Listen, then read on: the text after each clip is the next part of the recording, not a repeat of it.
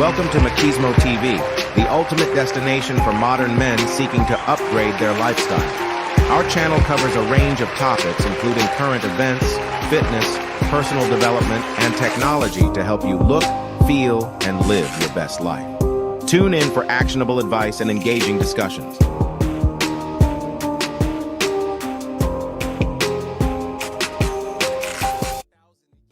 We the willing, led by the unknowing, are doing the impossible for the ungrateful. We have done so much, with so little for so long, we are now qualified to do anything, with nothing.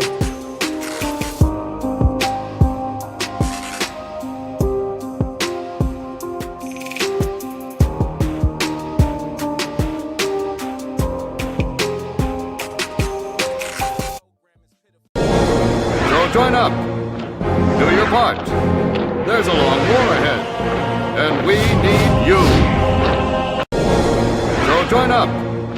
Do your part. There's a long war ahead, and we need you. Have you any idea how successful censorship is on TV? Don't know the answer? Successful, isn't it? Have you any idea how successful censorship is on TV? Don't know the answer? Successful, isn't it?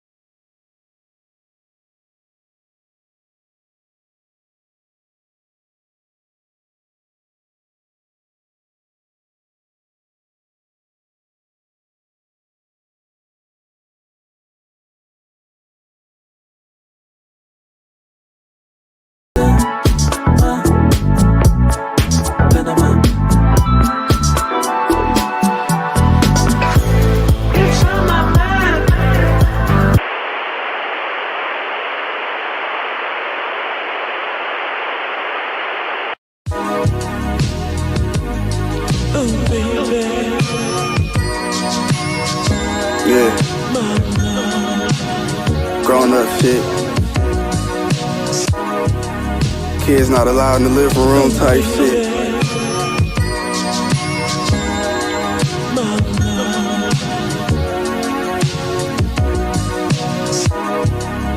Fendi socks match the robe.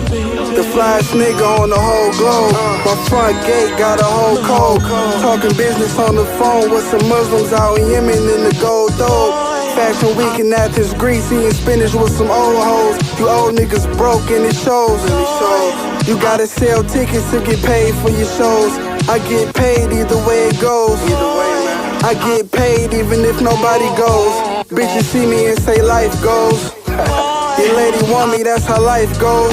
I might let her give me head, it depends on how the night goes. Got a stable full of white toes. Green beam on the chop, I nickname that bitch the light pole. Tennis bracelet hanging off a nigga wrist and it's white gold. Everything I do is ice cold. Bitch, I'm stamped like a brick. The hood show me love every chance that they get. I'm the man. I ain't in the romance, I admit. But I still hold hands with my chick. Ice Lord, fly shit. Big 4/5 on my hip, like a sidekick. My life is like a crime flick. Wine cellar in the crib, worth the moose, nigga Don shit. I came a long way from my mom's shit. I made it cause I grinded. My last vinyl cost 100 cause I signed it. Niggas need to be reminded. Seen the top 5 list and I climbed it. Turn this up and rewind it. Come on. Niggas talk tough when you FaceTiming until shit turn violent. Real talk.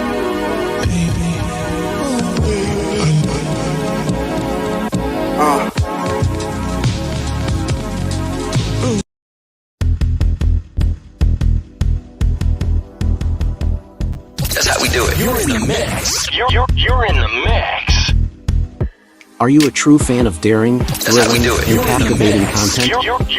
Get ready to take your entertainment to the next level with Machismo TV, the home of groundbreaking shows and exclusive behind-the-scenes access. Join our Patreon page.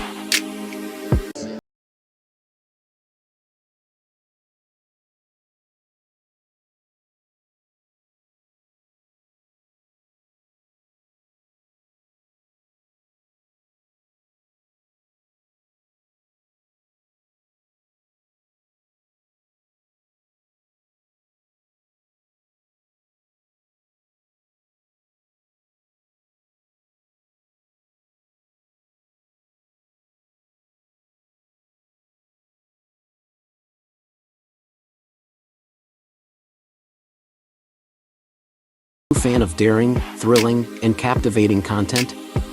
Get ready to take your entertainment to the next level with Machismo TV, the home of groundbreaking shows and exclusive behind-the-scenes access. Join our Patreon page. It's not about money.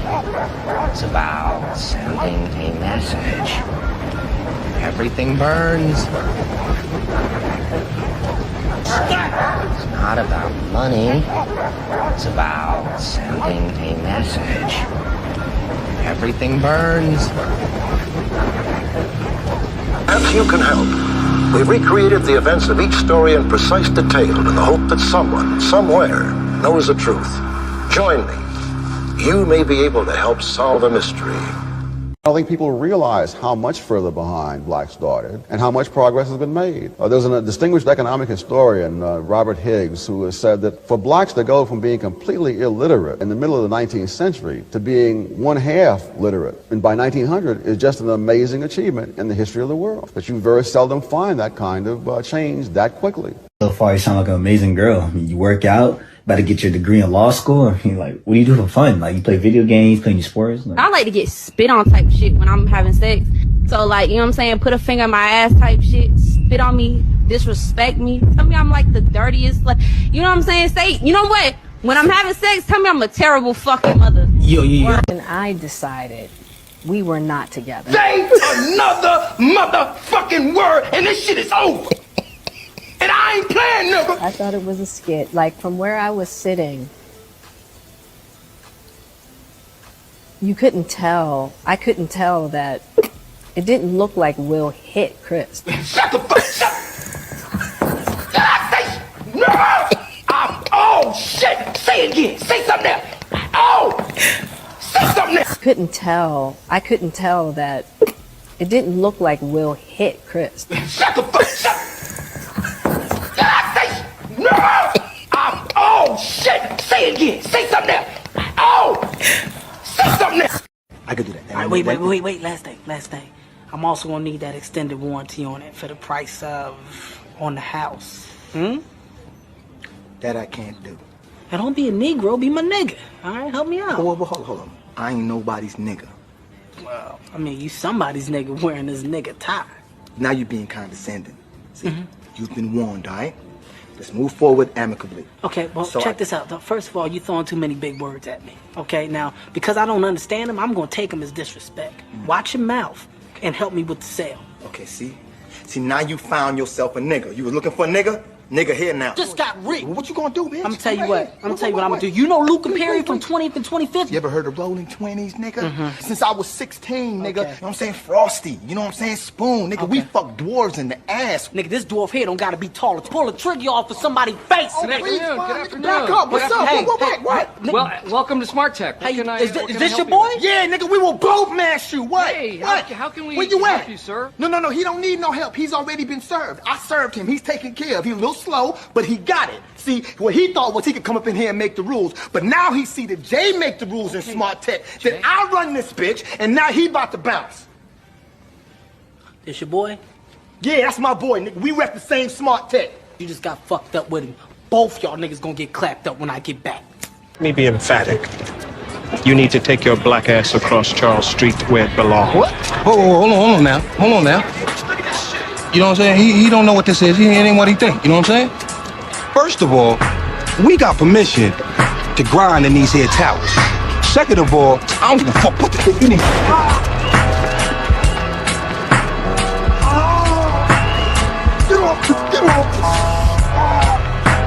Pellets in plastic.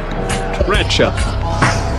What you need be concerned about is what's seated in the chamber now. A copper-jacketed hollow point, 120-grain hot street load of my own creation. So you need to think for just a moment and ask yourself, what do I have to do before this man raises up his gun again?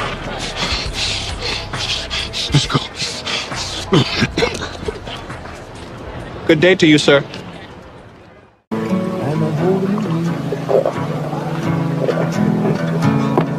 Yes, he would.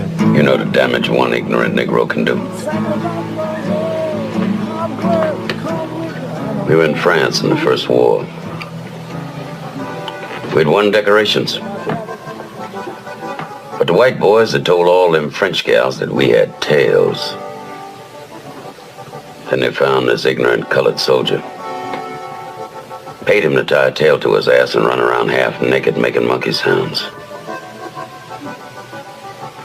They put him on a big round table in the Cafe Napoleon. Put a reed in his hand, crown on his head, blanket on his shoulders, and made him eat bananas in front of all them Frenchies.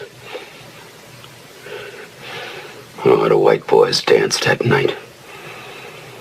Passed out leaflets with that boy's picture on it. Called him Moonshine, King of the Monkeys. And when we slit his throat, you know that fool asked us what he had done wrong.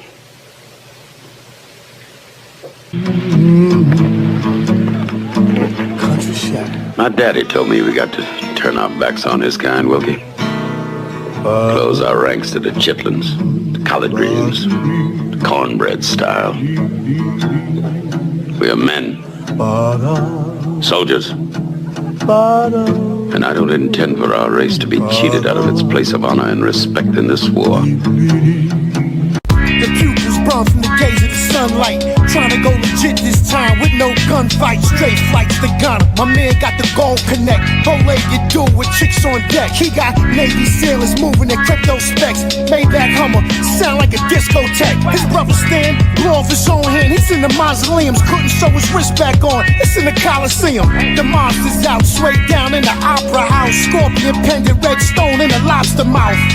Diamonds embroidered in the Chinaware. Speaking through Tesla phones. Tucked behind the ear, Snow White Royce. Guts red with lasagna chairs. Scarface party was raw with mad lines in there. Everybody holding. Rock Wilders, mad nines in there. Hitters with gold fronts frontin'. Where's the concierge? 50 years of hip hop. New York is the mascot. City is the backdrop. One more, you can holler at me. You can holler at me.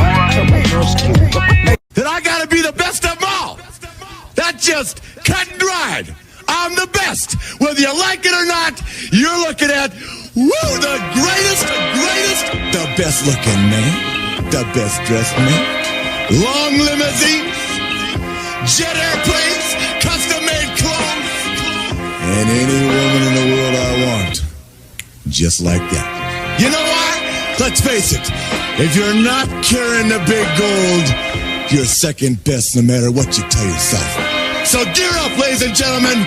Get used to it. Who you're looking at, the man.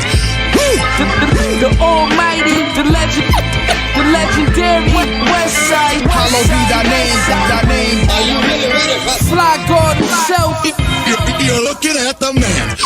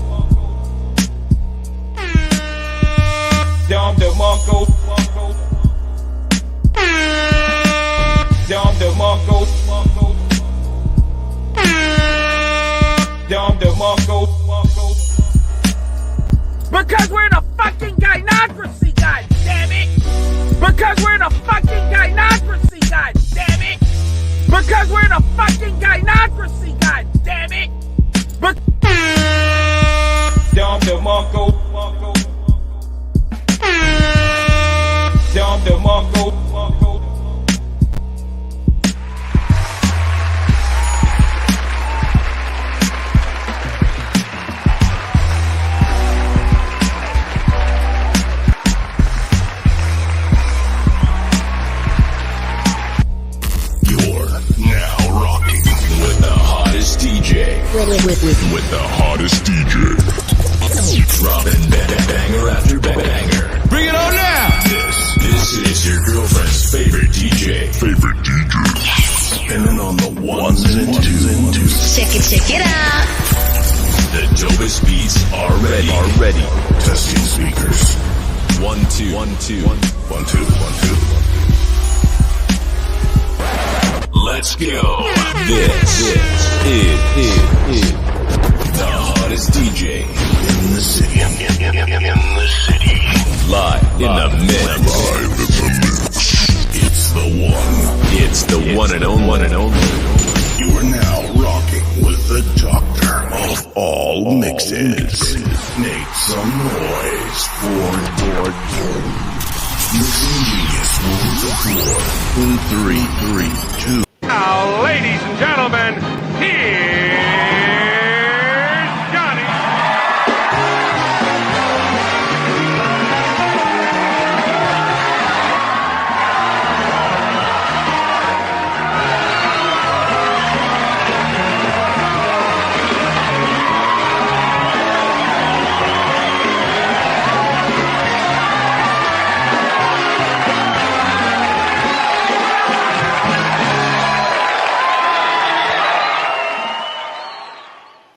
This show will begin now.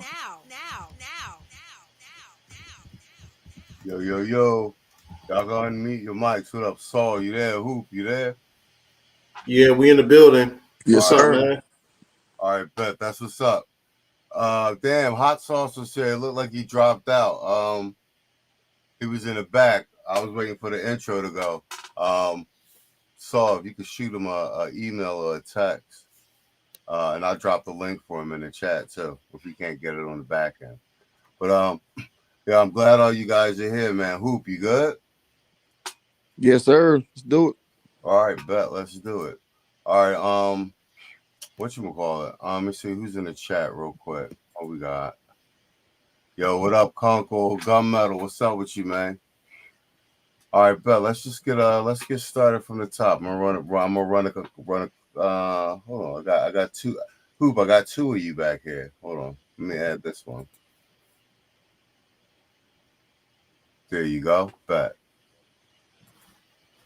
All right, perfect. All right, let's start this off with a clip. We're gonna let's run through one of them, and then we'll get you to do the sports breakdown right after that. All right, Hoop. Can you hear me? Yeah, it's good with me. Let's get it. All right, bet. Let's see. Let's do.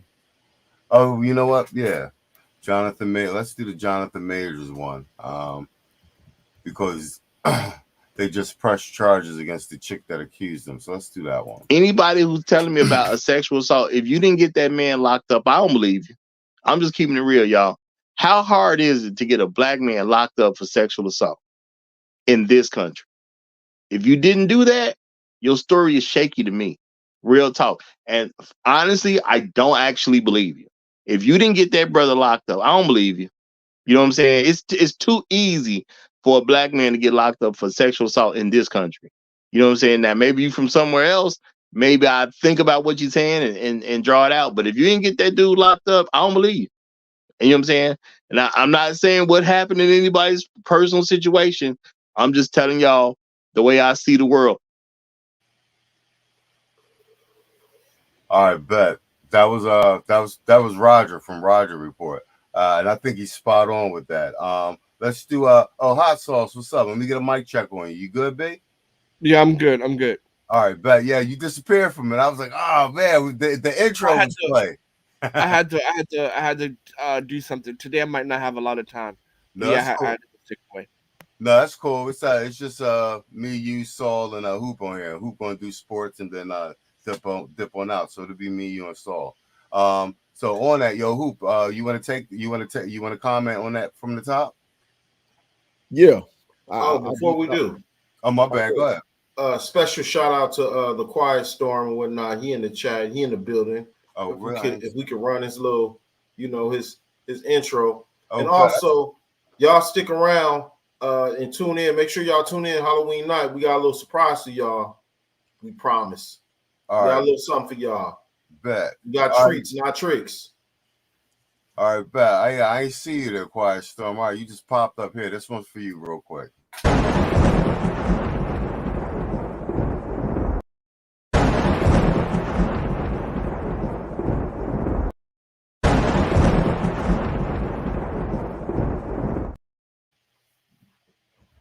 All right, bet. All right, Hoop, that's all you, Playboy.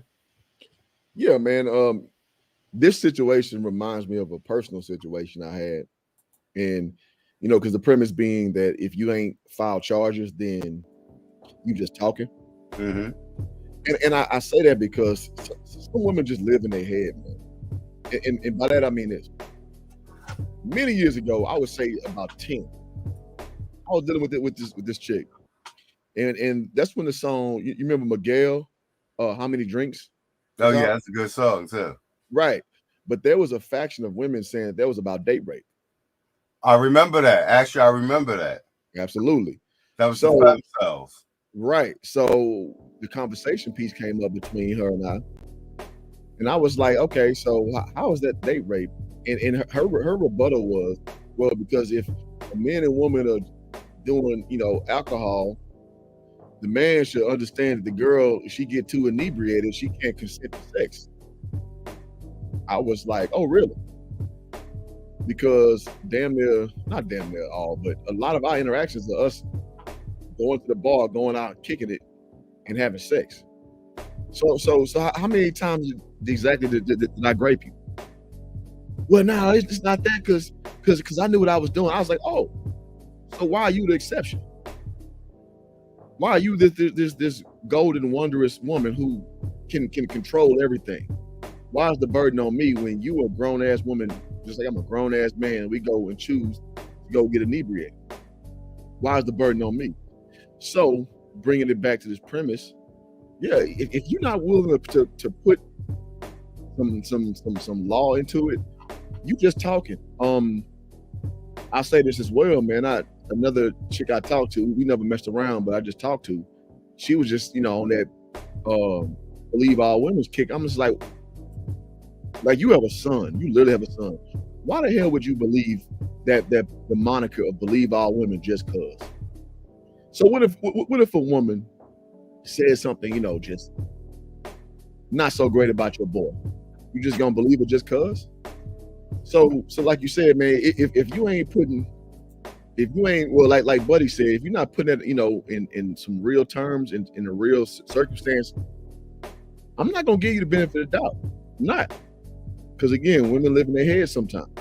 And when they live in their head, it's just like what I felt after the fact is remorse. It's like buyer's remorse. Again, I'm in sales in real life. A lot of customers will come and make up a story about how they felt the experience was. They may have felt too pressured. Well, you always got the chance to just leave and not buy. You always got that at your helm. So, and I see that the same way. So yeah, unless you're going to put a police report in, I got questions. No, I think you spot on with that. And then a lot of times you end up with these type of situations at work. And like, here's a perfect example. Name something or someone you should stop sleeping with as an adult. Alana. Your boss. Your boss, wow.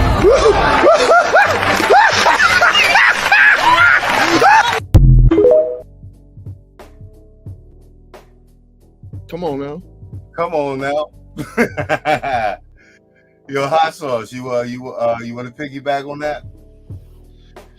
Well, all I want to say is this: when it comes to, you know, domestic abuse and black men, a black man not getting arrested is un-American.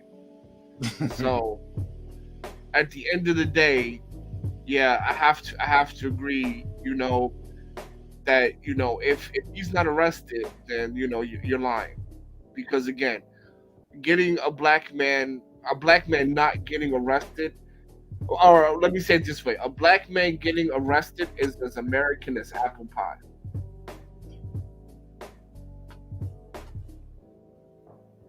And I'll let my play there. Spot on. Yo, Saul, you want me to play it back for you? No, you don't have to. But also, I like to give a shout out to Red Sigma too. Y'all go on ahead and subscribe to that brother. Funny content, by the way. Matter of fact, like, let me put his banner on the screen. Like, yeah, a lot of, most of the funny clips I'm gonna be having on the stream is from Red Sigma's channel. They took his other channel down, so there's his new channel. Subscribe to him. But go ahead. That's all you saw. I say this much. Most definitely. I mean, they created us out to be walking phalluses, monsters, untamed gorillas, or whatever else they think that we are, bandits, or whatever other pejoratives they got for us or whatnot. It's just too easy. But you know, I like to think of things, you know, from a mirrored standpoint and kind of wonder if I'm buying somebody drinks, more or less, you know, and then subsequently, you know, have relations with them. What if somebody's buying drinks for me and I'm inebriated? Right. I'm wondering how much the discussion is out there about that. Absolutely not. I'll help you out. Nobody gives a shit about their perspective. And that's why I was on girl. I was on her dome piece about that, because it's like, how are two consenting grown adults? Why is the burden on the dude when we both out getting drunk? Why is it up to me? If we're equal in society, men and women are equal. Why is it up to me to determine what's taken advantage of and what's not when we both out having a good time and drinking? If you want to play it that way, you know what I'm saying? And that's why I look at men and women dynamics the way I am, because I just really remember thinking, and I told her, if what you saying is correct, you need to report me to the police, because I raped you several times. I raped you rather several times based on your logic, which is illogical, but based on your logic, you should report me. So 10 years later, here I am. It's goofy. All right, spot on.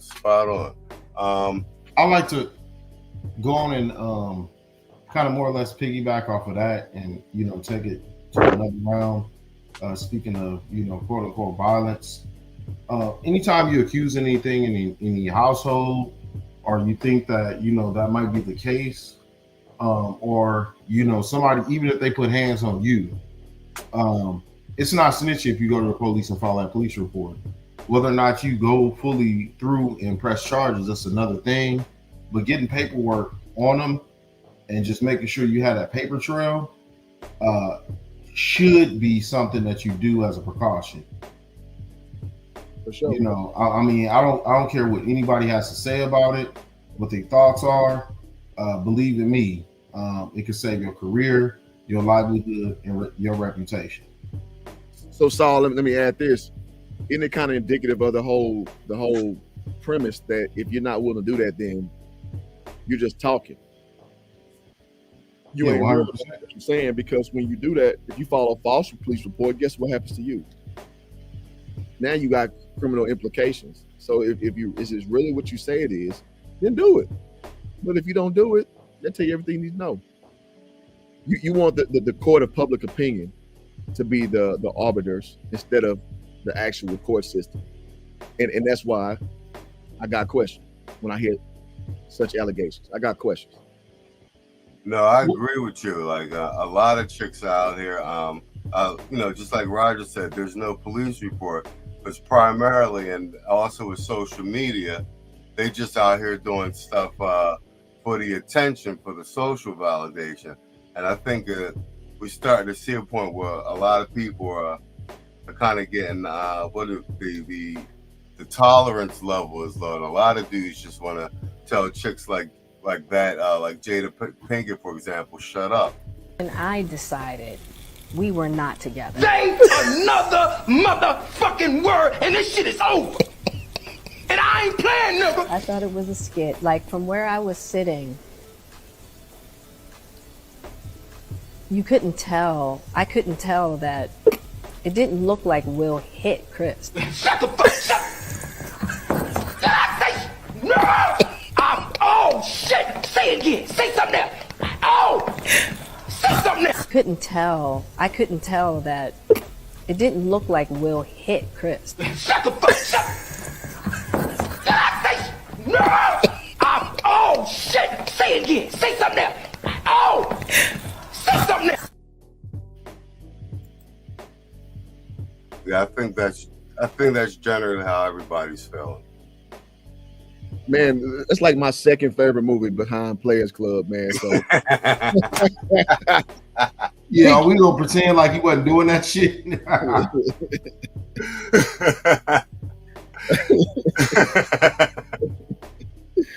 I feel that.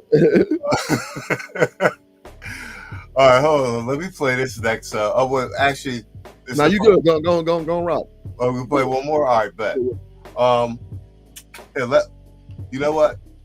In light of everything, let's play this one because we've been saying this about a lot of this Hotep stuff going on. This is a thinking man's Templar, and I think he broke it down spot on with this. So let me get your feedback on this one. When pro-black dudes is that most of them don't ever call out the bullshit. They don't encompass what's wrong. They only talk about black queen and black king, and it's like, nah, man, everybody ain't a fucking king, dog. And every chick ain't a fucking queen. I don't give a fuck what nobody say. You understand? Stop doing that shit. They just talk like a way like somebody would talk like they want girls to like them. You know what I mean? Like, and now the girls are so ratchet, that don't even work no more. Back in the day, you could get away with that shit. Back in the day, you could get away with all that ankh shit and all them incense and all that shit. You could get away with all that black queen, you the mistress of the earth. I just want to, I just want to pour hot oil and honey in your path so you could walk and I'll bow and shit and all that dumb shit. They used to say that back in the day and it used to work. Now, these girls are so ratchet, that shit don't even sound. Yeah, that's thinking man's Templar, one of my favorite content creators. He's one of the first content creators I was listening to down here. But I like how he said it down, simple, down to earth. And he's right, like that shit used to work back in the days in the 90s and all that shit. D'Angelo and all that, Erykah Badu, it ain't hitting like that no more. They need to drop all that. Niggas ain't building in the cypher no more and shit. What's your take on that, Hoop? You know what? To your point, is it as potent as it was 10 years ago, 20, 30? No, it's not, because, that's back in that, what was that group? Everyday People and, Arrested Development and all that shit. That shit was high school. That shit was popping back then, and, like, chicks was really on that. Like, you know what I'm saying? But, like, they straight skis are on 100 right now, bro. Right. It out. That Pan-Africanism was a huge hustle, and that's literally why guys like Tariq Nasheed and Umar Johnson have a platform. It's literally on that premise. Full fact though. Come now, on, all these divestors and these misandrous, black misandrous, they all come from that fucking Hotep shit. All these all bitter broads, you know what I'm saying? Right. Yeah. So like that shit was a festering. So check it. They are the Hotep rejects, though. Exactly. So, they is the Hotep rejects. They're the Hotep rejects. They're the ones who don't want to believe in no real system. They want everything to be like an amoeba type of society. There's no gender roles. There's no hierarchy. There's nothing to adhere to. And most importantly, white supremacy. Nigga, that's the ultimate hustle with Hotep. Oh yeah, then nobody's responsible for nothing. There's no personal accountability anywhere. Yeah. Bingo. So for the men or the women. For the men or the women. They don't build shit. Right. And I used to listen to Umar Tough in 2015. Because Umar was talking that good game, talking about building the Frederick Douglass and Marcus Garvey School. And we look up 10 years later, nigga barely got the framework down for shit. He owns the building, but it's not open. Nigga, and then you know what make it worse? The young boy King Randall built a whole school, had students, and was doing everything dolo, and he did that shit in like less than 15 months. Come on. Jalen Rose. His school been around so long, he done been able to train the students, graduate them, and it's been around long enough for them to fucking vandalize it and destroy it. This nigga still ain't got shit built, and this nigga half his age. I'm about to name 3 niggas who done had schools, whether virtual, online, or not, that's helping young to older black men. One of which is Jalen Rose. He's been making, he's had a school and graduating people for a long, strong minute. Now, some people would say LeBron James with the I Promise school, but if you look up the real receipts on that, nigga, it's a public school, and the people of Ohio pay for that school, right? But I'm gonna give him half credit on that. I'm gonna give him half credit for putting his stamp on. Yeah, for trying to push the line, right? Yeah. I'm gonna give him half credit. I'm just not gonna give whole credit. Then I'm gonna name 2 dudes in the space. Sub-Zero. Spot on, Sub-Zero, exactly. I'm trying to enroll in his shit later too. Absolutely. So lifting the Veil Academy, doing this damn thing, putting black men in position in tech. And then another one, a bigger name, Theo Waff. Theo Waff is the truth. Me and Wrench about to double up and do his joint. Come on, so he got 6-figure niggas on the board. He keep a score. Absolutely, he keep a score. And ain't none of these niggas no hoteps, right? Yeah. So and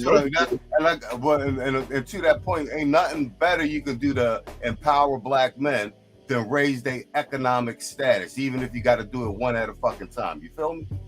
Absolutely. And especially when you're talking 6 figures, like, you know what I'm saying? Because it's not your job to go re-raise somebody, to be that parent. On. It's not their job to do that. But what I can do, 1 at a time, 10 at a time, 20 at a time. Listen, here's a way you can grow, and no matter what your vocation has been or lack thereof, here's a platform for you to succeed if you just follow my direction. Let's do this instead of this sister mother honey gold. And shout out to Kevin Samuels, rest in peace, Kevin Samuels, who spot on. He sniffed out Umar many years ago. Because that's the hustle. So let me bring it all back. I used to be side by side with hotels back in 2015, 2016, doing community cleanups and shit. And they're really good there. They're really good at community cleanups and shit. But one of my homies, who I would have remained nameless, when he stopped being a hotel, bro, and he's just a straight family man. He's one of them old kufi wearing niggas, kente cloth wearing niggas. He's like, man, when we did a community cleanup in Houston, the 3rd Ward, I'm speaking in this voice. They was out there for like 4 hours cleaning the whole hood up, bro. Motherfuckers seen them clean the hood up, and a chick. I'm not trying to pick on women, but a chick walked down the street. When she got through drinking her drink, can you guess what she did? Do that shit right on the ground. So you can't fix it. And so my undergrad degree is in criminal justice. It's called the broken windows theory. It's almost like, and I'll simply explain that to you. When you go to a person, the Giuliani shit from New York, right? Right. When you go to a person with a nice house, how do you treat the nice house? Oh, you're careful and you step around the tulips. Absolutely. If you're in a fucking a motherfucking pig pen, what do? Throw that shit on the ground. Like, whatever. I mean, it ain't no big deal. You're not as on your P's and Q's, right? Mm-hmm. So that goes to the hood thing. Like that's why people in the hood just don't care about their surroundings, because it's the broken window theory. When you see broken windows around, you just don't respect your environment. So why is all that important? With these hotep niggas, they're so disingenuous, because the way to really reform niggas is not this king and queen shit, because the whole premise is flawed. So because let's just look at the king and queen dynamic. In any given providence or whatever, there's one king and how many subjects, generally speaking? Just if you would throw me a percentage. One king, 1,000+ subjects. Right. So when niggas say, "Oh, we descendants of kings," that don't make no sense. Who the fuck are the subjects then? Yeah, who was running operations in the fucking kingdoms and shit? Absolutely. Who was running the stables and whatnot. Bingo. So I don't apply the same knowledge to white folks. I think niggas give white folks way too much credit. So in slavery, them white folks ain't own no motherfucking slaves like that. It was the elite ones who did. the niggas who had the means to do so, and niggas did too. Truth be told, black people, black land, black free, a lot of black free owned a lot of slaves. They own white slaves too. They own white slaves too, and you also had a class of indentured servants. Absolutely. You know what I'm saying? And then when they keep saying white people, you got you got to separate that shit. The Constitution is signed by fucking landowners. If you was a white man and you wasn't a landowner, you was damn near a slave too. Absolutely. So I know I'm a little long-winded, but I'm gonna land the plane here. That's why I don't like that king and queen talk shit. So I'm like, if everybody's a king and queen, who are the subjects then? Who are the people who you follow? Who are the people who preside over things? Everybody's not a fucking king and queen. Most people, you a regular ass motherfucking person.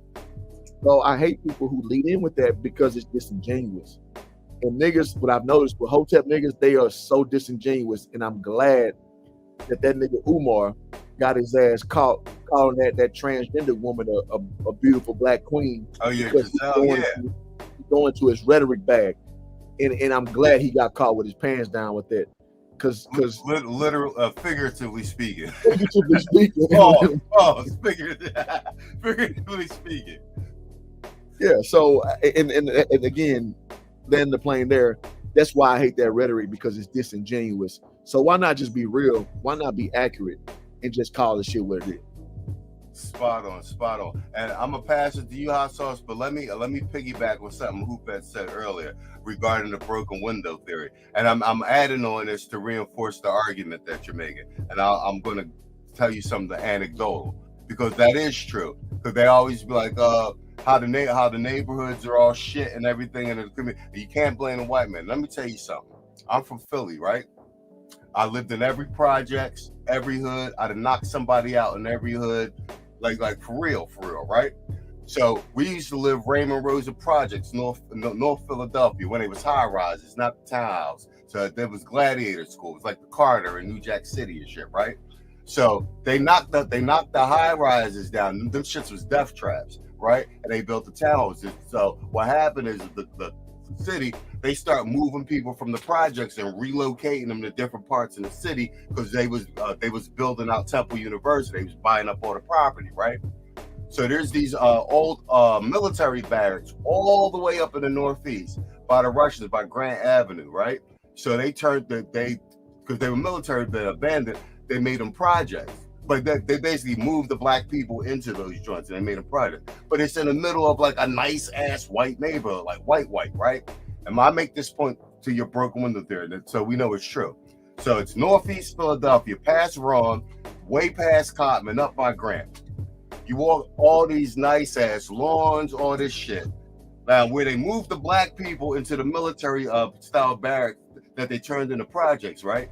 Mm-hmm. So like they're because there was a military barracks, so it was in the white neighborhood. They just moved the black people in there, right? So like you're in the projects, there's everything's right. All you got to do is cross the street, and you're right across the street. It's all the nice houses, right? So you cross the street, it's gorgeous lawns, all this shit. You cross the street and walk like through the gate into the projects, and there's literally trash bags everywhere, broken bottles, and then mind you, this is in the middle of a plush, nice white neighborhood. You feel me?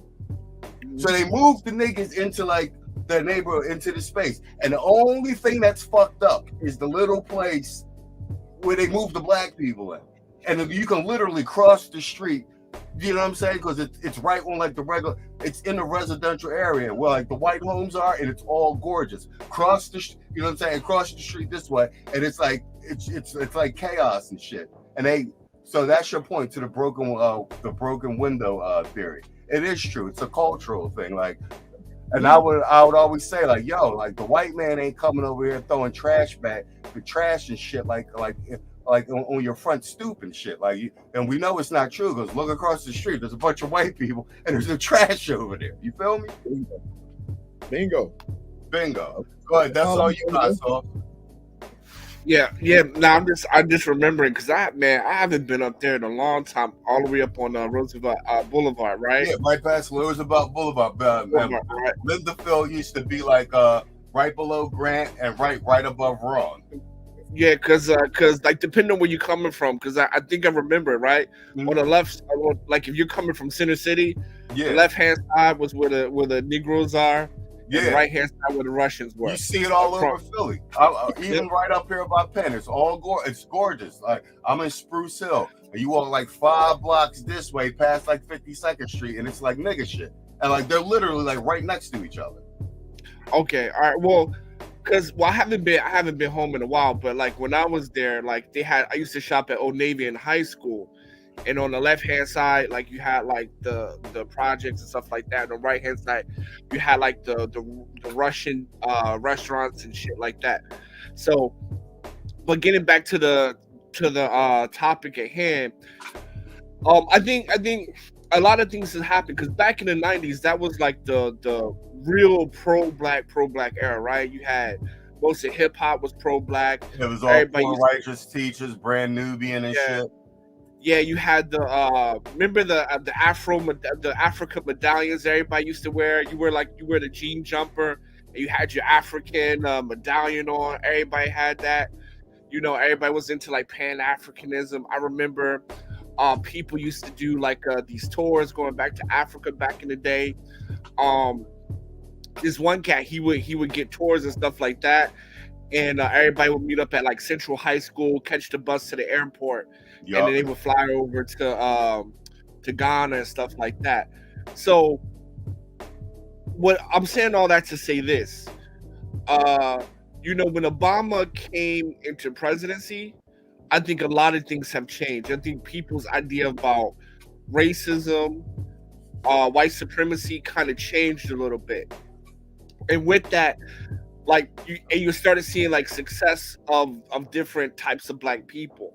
So that like whole pro-black stuff, things like that, the younger cast, the young millennials, the Generation Z, they're not with that anymore because they all know it's a hustle. It's a scam, right? It's a scam on your emotions, just like the church, right? The black church, it's a scam. You know, they're pulling in $50 million a week, but don't do anything for the neighborhood. It's a scam. And on top of it, they don't even pay taxes. Yeah. On top, yeah. So it's a scam. So at the end of the day, you know, you look at your grandfathers, you look at your fathers, and I just think black people 30 and younger just made a conscious decision like, nah, I don't want to be like that. Right? I don't want to be like that. I don't want to be one of those. Remember back in the day, the old heads sitting on the corner and be like, yeah, when I was your age, we used to do this, and their glory days were 18 and they're 50 years old drinking say eyes 40s on the corner. Exactly. When we used to be like, hell no, I'm not going to be that age. Yeah, we ain't gonna be like that, right? Exactly. And so how we were like that, I think the younger generation, 30 under, was like, you know what? Nah, I'm not with this. So I'm gonna, like, you know, college kids 30% are dating out. I'm gonna date out. Fuck this pro-black shit. Fuck this Pan-African shit. You know, I like whatever the black people, whatever blacks before me have achieved. Nah, I'm not with that. I don't want this. I want something better for my life. And you can't blame them. And I'll land my plane there. Spot on. All right, fellas. Saul, you want me to run that back for you, Playboy? Saul, you got me? Go ahead, run it back. All right. When pro-black dudes is that most of them don't ever call out the bullshit. They don't encompass what's wrong. They only talk about black queen and black king, and it's like, nah, man, everybody ain't a fucking king, dog. And every chick ain't a fucking queen. I don't give a fuck what nobody say. You understand? Stop doing that shit. They just talk like a way like somebody would talk like they want girls to like them. You know what I mean? Like, and now the girls are so ratchet, that don't even work no more. Back in the day, you could get away with that shit. Back in the day, you could get away with all that ankh shit and all them incense and all that shit. You could get away with all that black queen, you the mistress of the earth. I just want to pour hot oil and honey in your path so you could walk and I'll bow and shit and all that dumb shit. They used to say that back in the day and it used to work. Now, these girls are so ratchet, that shit don't even sound right. When pro-black dudes is that most of them don't ever call out the bullshit. They don't encompass what's wrong. They only talk about black queen and black king, and it's like, nah, man. Everybody ain't a fucking king, dog. And every chick ain't a fucking queen. I don't give a fuck what nobody say. You understand? Stop doing that shit. They just talk like a way like somebody would talk like they want girls to like them. You know what I mean? Like, and now the girls are so ratchet, that don't even work no more. Back in the day, you could get away with that shit. Back in the day, you could get away with all that ankh shit and all them incense and all that shit. You could get away with all that black queen, you the mistress of the earth. I just want to, I just want to pour hot oil and honey in your path so you could walk and I'll bow and shit and all that dumb shit. They used to say that back in the day and it used to work. Now, these girls are so ratchet, that shit don't even sound right. That's all you, Playboy. You know what was going through my mind was that it's just sort of overcompensatory. Everybody wins a trophy wrapped up in shea butter and, you know, like a whole basket of fresh fruits and all that shit abundance or whatnot. You know what I mean? Like, this is the problem. Like, in every society, you're going to have people who are, you know, upper echelon, elite. They're moving towards self-actualization. I'm talking about wealthy spiritually, emotionally, and physically, okay? But, you know, when you're telling everybody everybody's a queen, everybody's a king, this, that, and the other, there's no effort in real self-development and discovery. And here lies the problem. And so it ain't nothing but hope, Dylan. That's all it is. You give people that high and they still do the fuck shit that they were doing before. It's just with a pseudo-African aesthetic. And I'll land my plane there. All right, fire. Whatchamacallit, Coop, let's run your sports segment so you can get up out of here. I know you pressed on time. And then it'll be me, Hot Sauce, and Saul for like the next 30 minutes. You good? Yeah, let's go and do it. Let's run it. All right, bet. Hold on, let's set you up real quick. Let's play your intro and let's get active. Poop, here we go.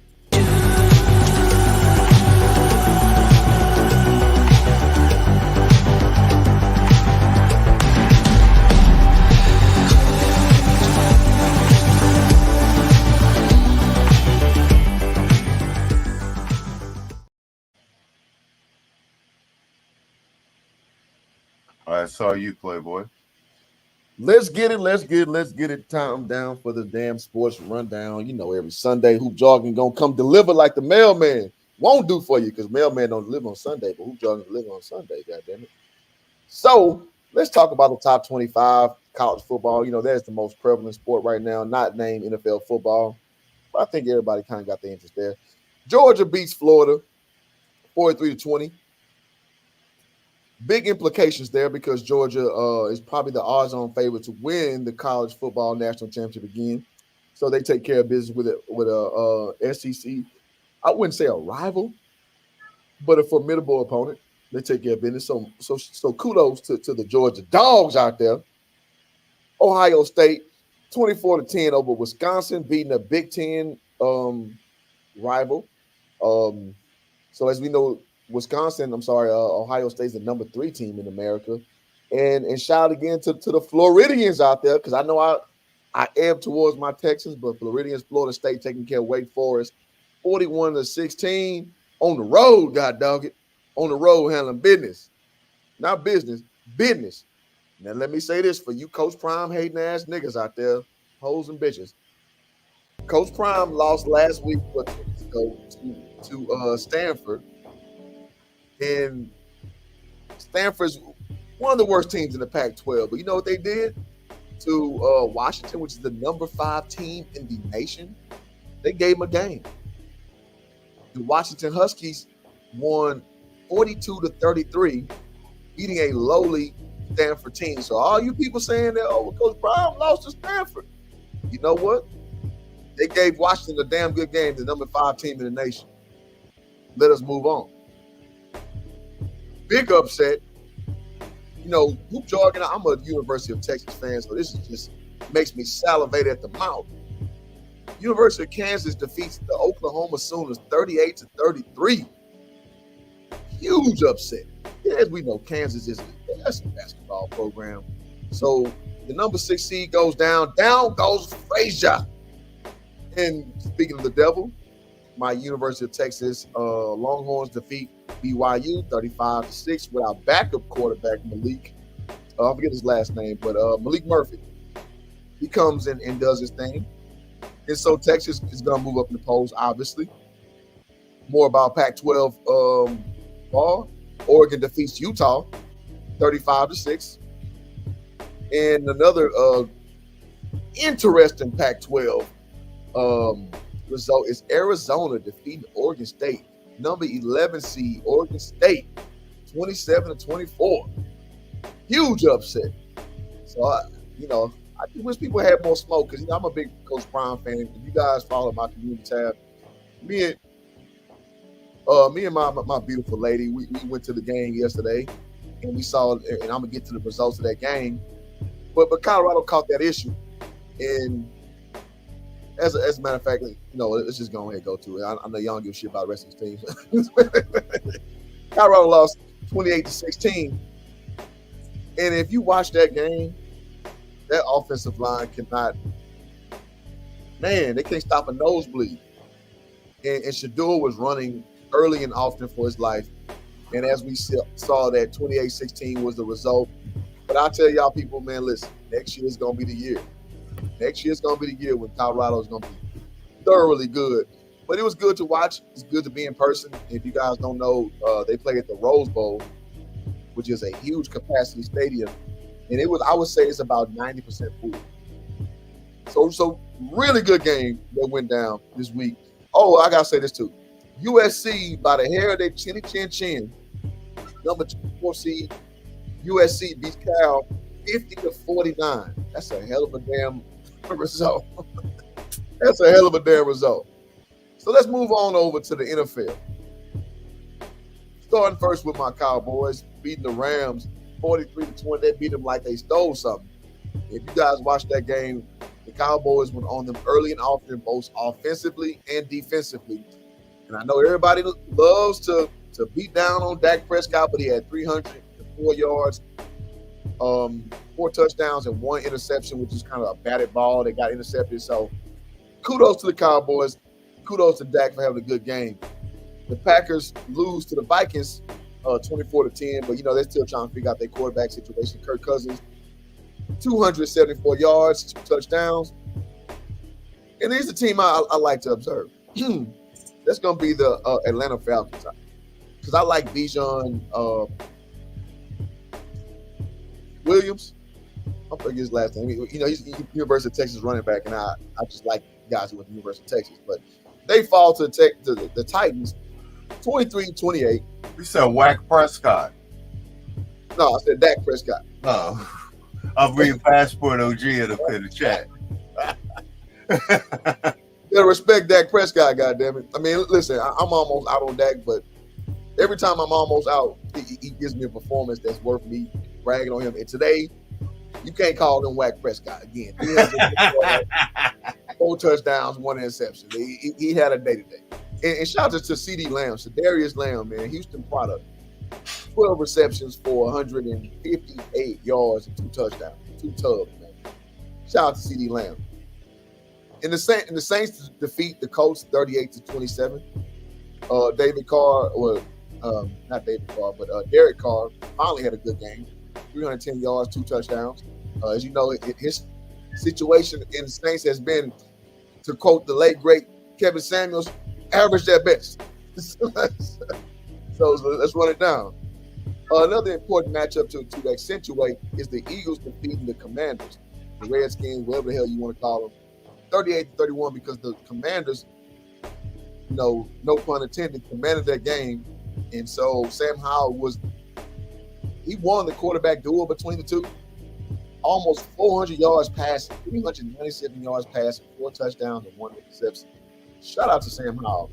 But Jalen Hurts in the game got it done. Eagles at 71, 4-1 in conference.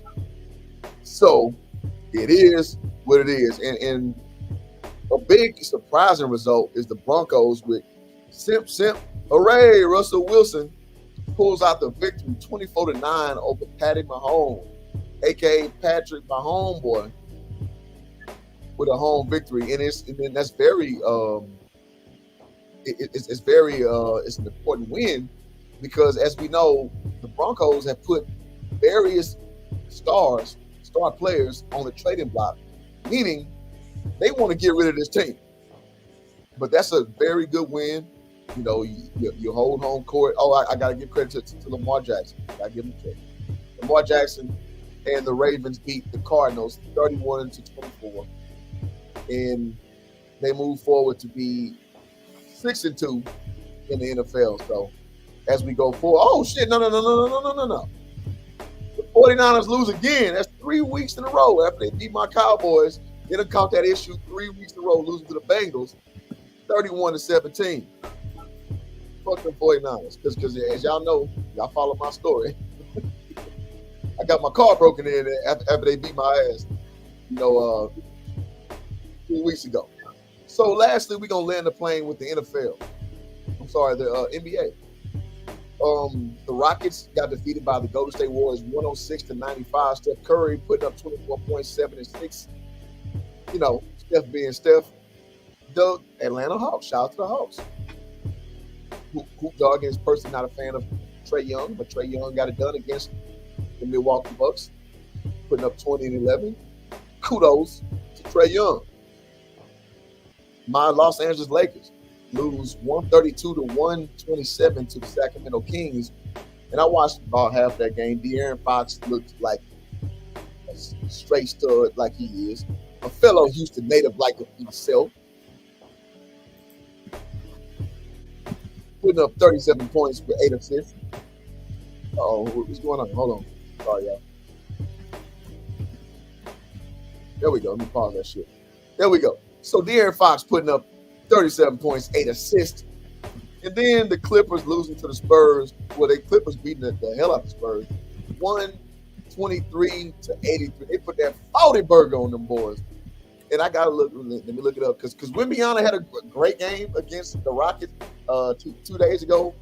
But if you brothers don't know, Wembanyama's a 7'4" center who is gonna change basketball. Who dog can tell you first.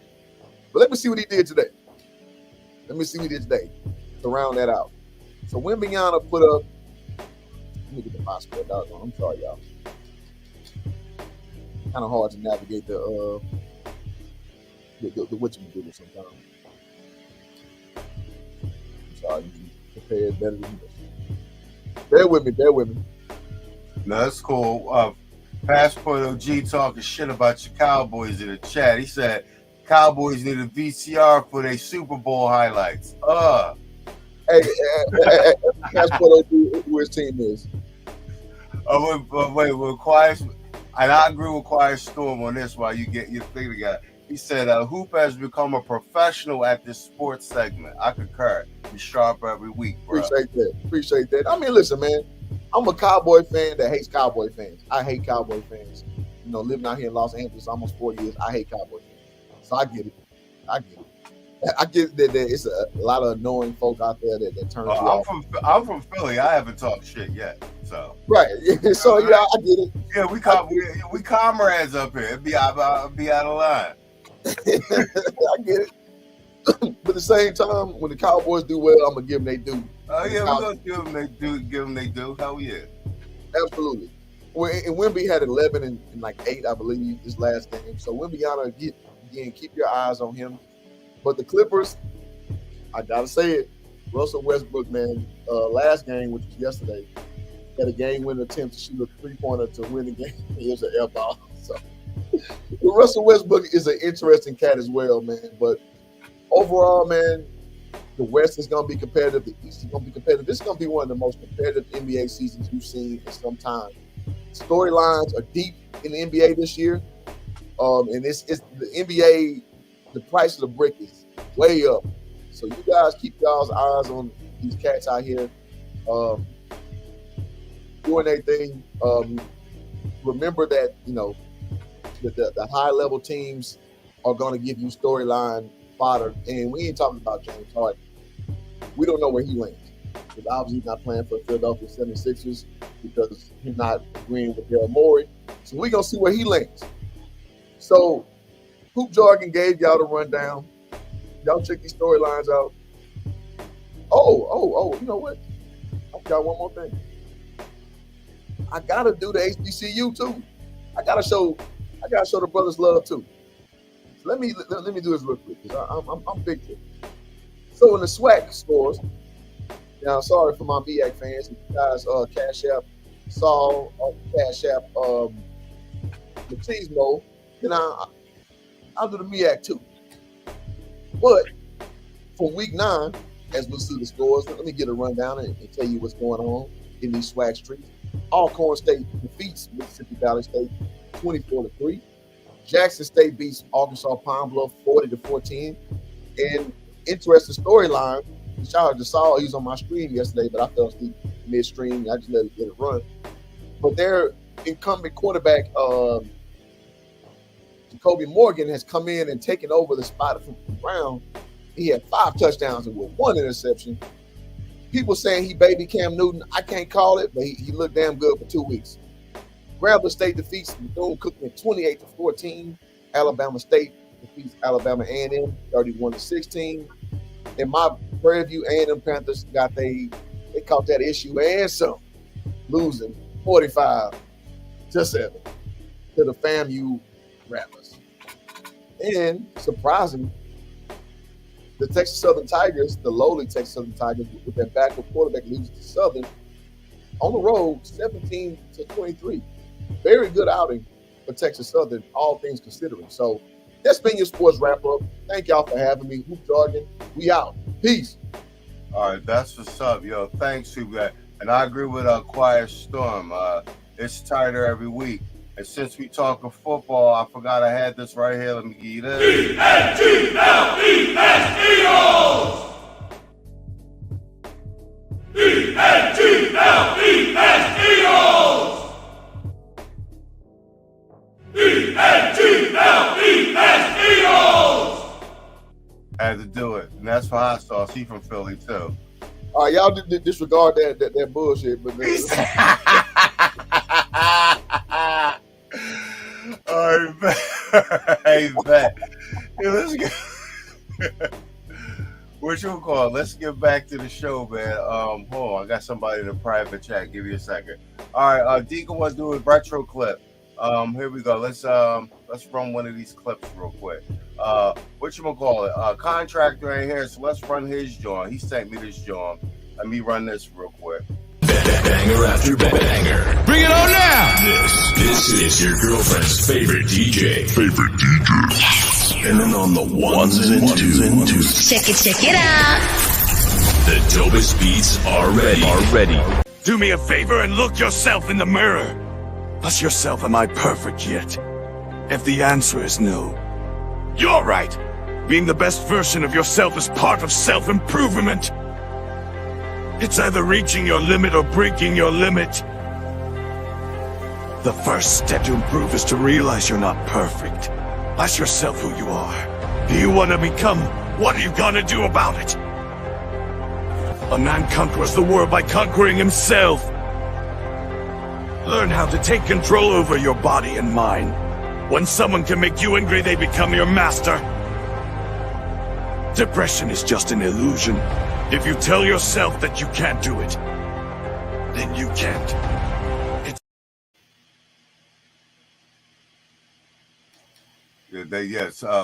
Contractor sent me that.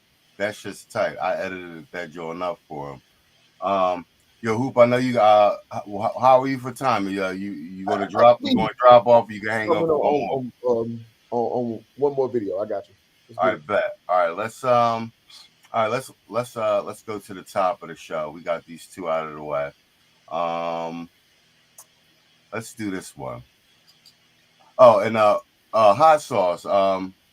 whatchamacallit, Roger did a joint on wealth today. I was listening to some of it while I was prepping.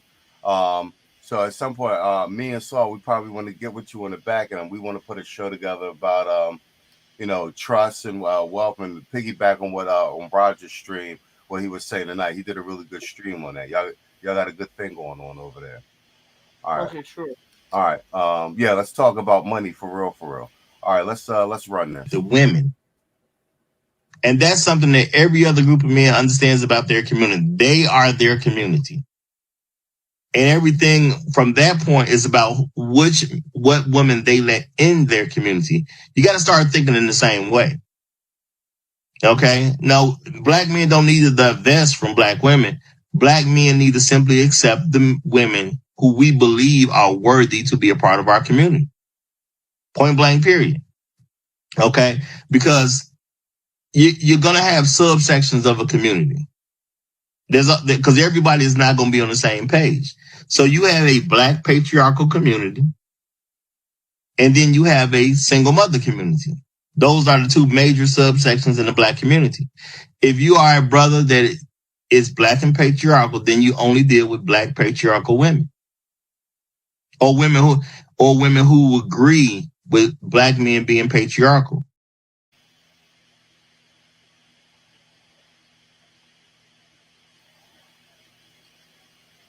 Hoop, what's your take on that?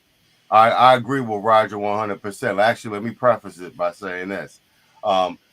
It's black community is like a default like place setter. You know what I'm saying? Like it's a dinosaur from an era that we no longer live in. And that was always in terms of, like I said, we need to reframe it. Community implies man, woman, child, families, collective. But that's not what we have now, and especially since the last 70 years. We have, and what they used to be called when we were growing up, single mothers with bastards.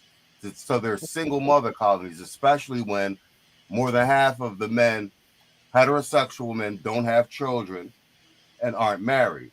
So they're not even a part of what that is. Like, you understand what I'm saying?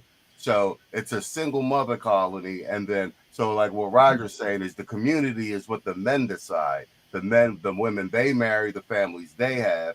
Those are just single women without husbands, or maybe even long-term male mates with children. You understand what I'm saying? So what's your take on that? I wanted to preface it with that. Yeah, this is literally the way. When I was coming up, that's what they called them, bastards. Absolutely. This is literally how I went about dating until I found a woman. Go ahead. That's all you. This is literally how I dated before I went about finding the woman I'm with. I've been with her almost 3 years. If you guys see my community tab, I make her very public. And that's why I chose her. Look, see a woman, her parents are married, her grandparents are married. She understands structure, and I appreciate her. And that makes sense why you've been with her so long. You know what I'm saying? Yeah. It makes sense. I remember talking about this with Lil Big Nate when I first got with her, when I was first following Lil Big Nate's channel. And he was like, well, with the young black woman, good luck with that. I was just like, no, I got a black woman. Well, she's black and Japanese. You said your girl black and Japanese? Yeah. Oh, you lucky. Bro, I know what they look like. You lucky. Yeah. Blazing, tall. I know what they look like. You lucky. Bro, she is a pleasant woman. Like very pleasant. Yeah, you lucky. Bro, I'm sure she hear me talking in the room.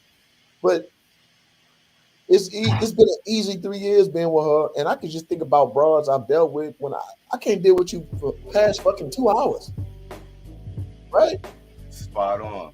So in instance of all that shit, yeah, niggas need to just declare what you want, what you about, and just operate in that space. That's it. Because I'm not with all black women are unredeemable and all this shit. I'm not saying that because it's not true. But what I am saying, that's why I'm not a passport bro. Even though I've dealt with foreign women, understand how that shit goes, and it's a good thing. Just saying. But I think there are plenty of domestic black women. It's just you gotta just say what you're about and be what you're about, and you gotta be a man of means, maybe of looks and stature, and you can get what you want. It may take a little time. So with that whole premise, yeah, I agree with that wholeheartedly. Like, you just gotta fucking in your personal space, because the black community, the community as it was, it's all over the fucking. So you could choose to not be a part of that shit and run your own personal space how you run it, and that's why the black manosphere exists, where like-minded brothers can commingle, can talk, can compare and contrast notes, and guess what? We started to see like, yeah, this is the standard that we want.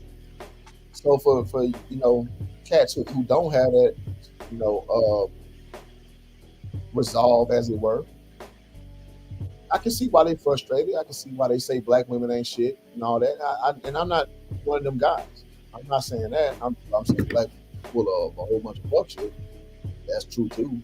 But if you just set your standard properly and be who you are, you find you a quality black woman. It is what it is. But that whole thing is based on you being who you are and putting 10 toes down on what you say and what you be about. So I land the plane there. All right, solid. Hot sauce. You want to piggyback on that, or you want me to play it back? No, I'm good. I'm good. Yeah, I'm just gonna have to respectfully disagree with the brother saying, because I think a lot of, I know a lot of brothers' angst is, okay, I did what I was supposed to do. Now where's my good black woman? And that's the whole point of passport bros, because America doesn't make wives, right? They just don't, right? And now can we find one or two? Absolutely, right? But if we're talking the common person, then yeah, you're not gonna find. Well, I mean, the jury has spoken, right? Black men are not able to find women that are suitable good mothers. That's why majority of us are unmarried and don't have children, right? It's kind of a perfect destruction for those who believe in the Bible. So when Roger's talking about there's two types of communities, I do agree with that in theory, because at the end of the day, right, main society is going to view us the same, right, and that's just, you have something to deal with. But in general, yeah, I do agree that it's going to have to be that way, where you're going to have to say, okay, we're going to have to find other solutions. And one of my solutions would be surrogacy.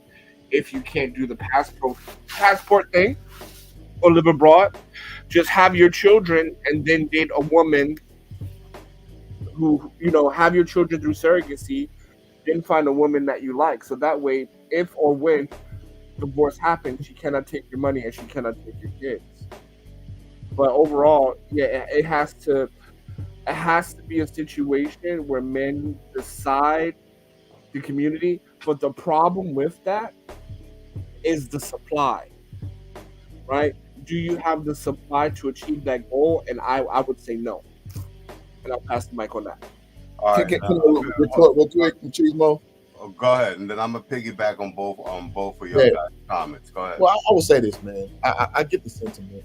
Again, I'm a guy who played professional basketball overseas, so I understand the passport bro mentality. I get it, because you get women who expect half less and give you twice more.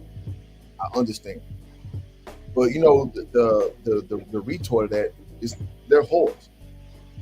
Those bitches over there are whores. They have no industry that they can really get into. I literally, remember talking to a broad, talking about I'm gonna get into architecture, but she's a sex worker, right? So a lot of niggas don't really understand the full totality of dating out, as far as the country is concerned, because those motherfuckers are poor. So they use their pussy to get paid, which I think is a good idea. If you're a woman and you're poor, use your pussy to get paid. I don't think nothing is wrong with that fundamentally. Well, fundamentally, I think there's obviously something wrong with it. But if you trying to really get money, they use your damn. How Ronnie say on Players Club, use you got to get what you want. So I understand that mentality, but what I'm saying too is, having dated, domestically most of my life, a lot of good black women too. You just gotta basically state what you are, be who you are, and you can find them broads. You really can. I just want to say this really quickly. See, because you know what I mean, like this is the thing, right? When we're talking on a broadband, because I can use my personal experience, but I'm not. I'm just saying this. Apparently, because 50% of black men are childless and are not married. So apparently, black men across the country, nationwide, feel like they cannot find a trustworthy woman that will be a good mother and a good spouse to get married to, right? So I mean, because if there were good women, as we say, then there would be women that would be married and children, and black men would have children and wives, but they don't. Okay. The overwhelming majority, right? Let me land my plane here. I got you. And see, this is the thing, right?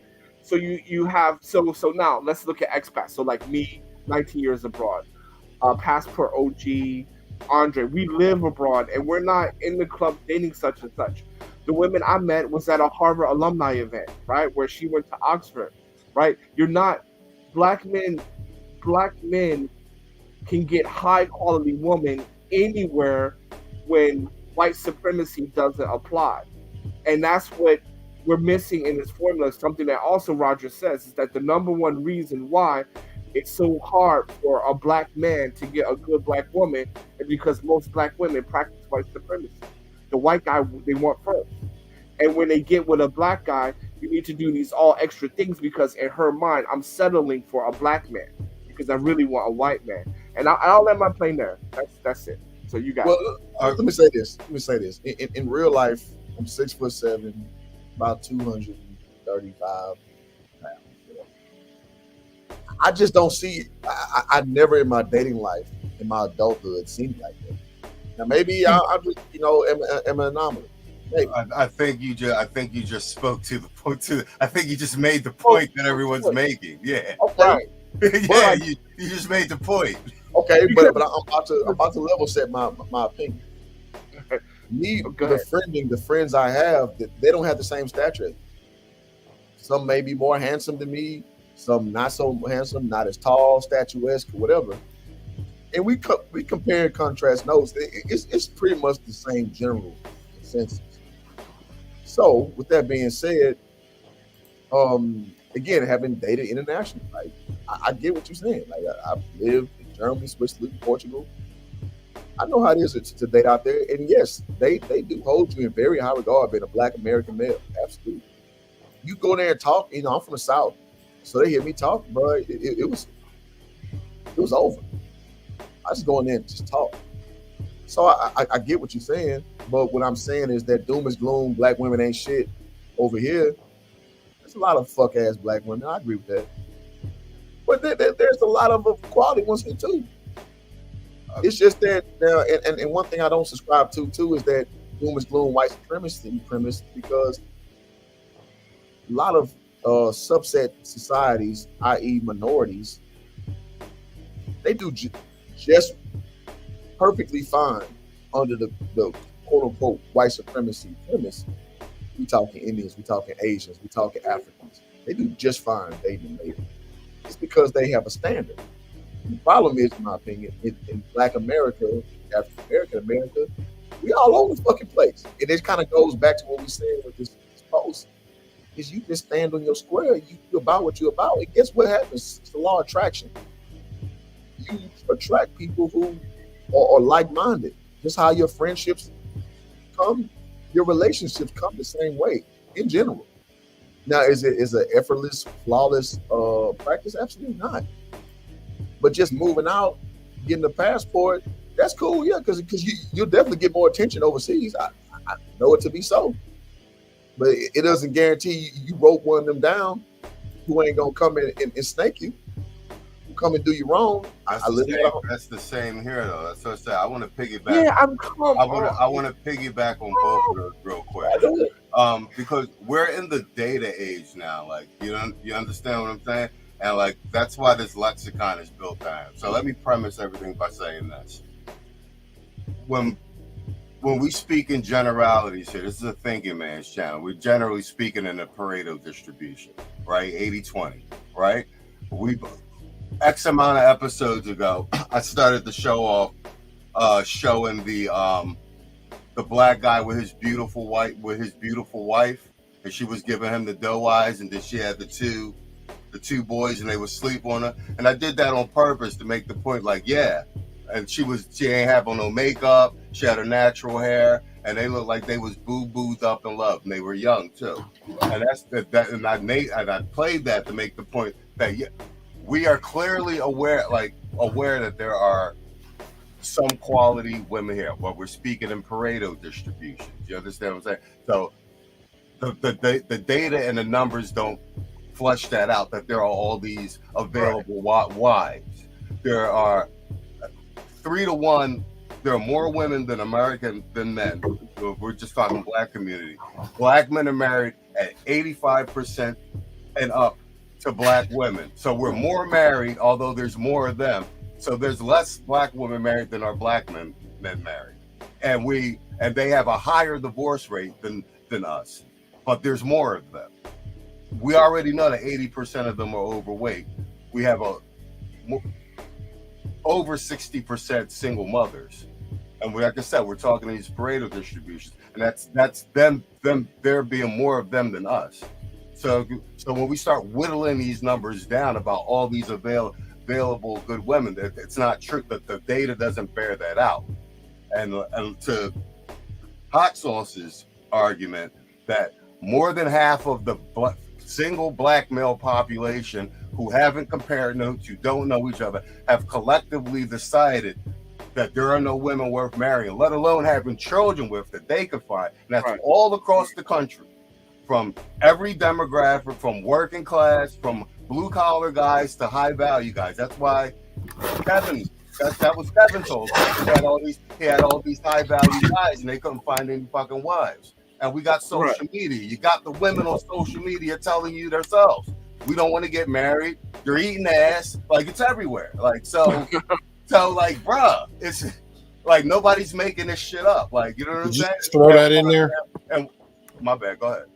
Did you just throw that in there? They eat ass? Yeah, they're eating ass.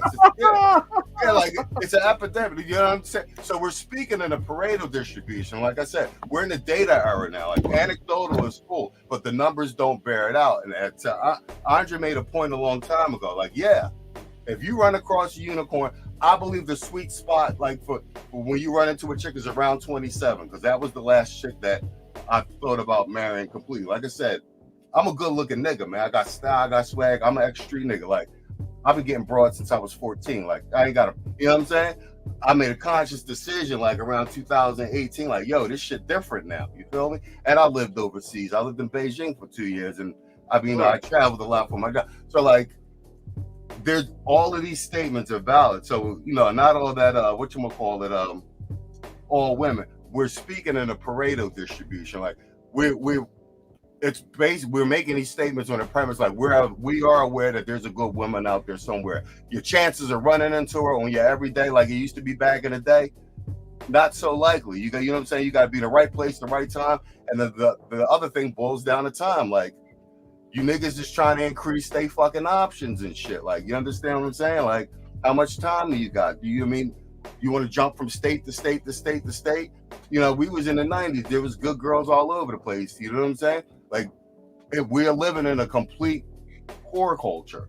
You know what I'm saying? So, like I said, I lived overseas. Yeah, and there's working girls and everything, but there's class separation in these countries too. Right.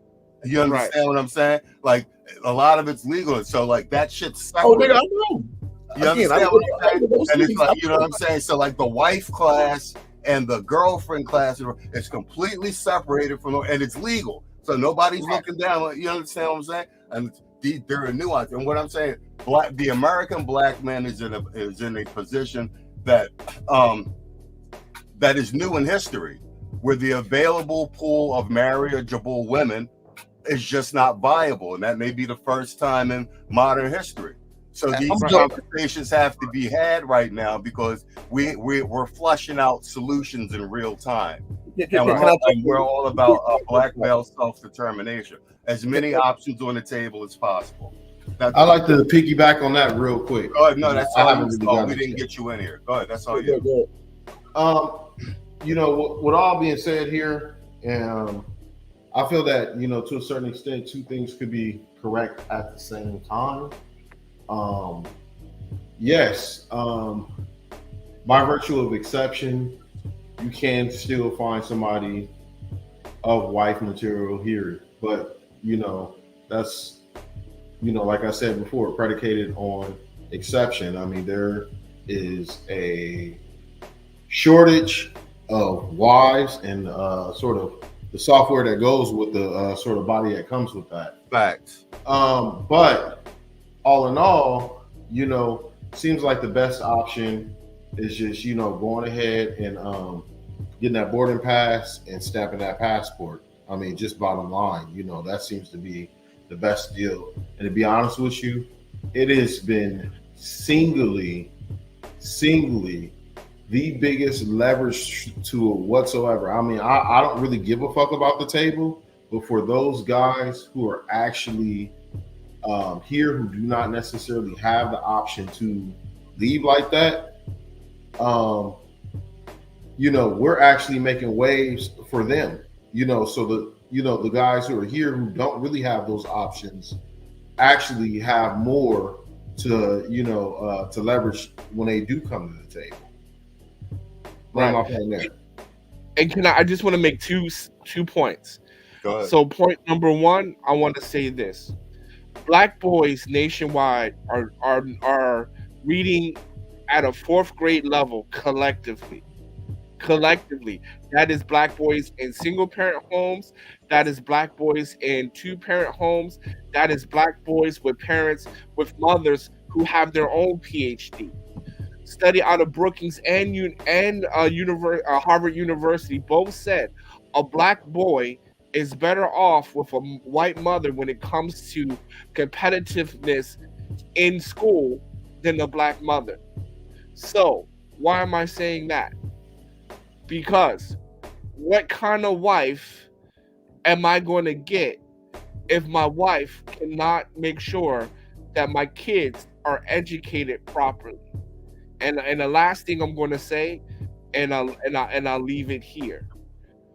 O'Shea Duke Jackson has a Pan-African dating where you can come on YouTube, meet women from Kenya and Uganda. So we're not talking about 1990s or early 2000s when we were 20-something. We're talking about 20-somethings in 2023 where you can just reach out to someone through YouTube.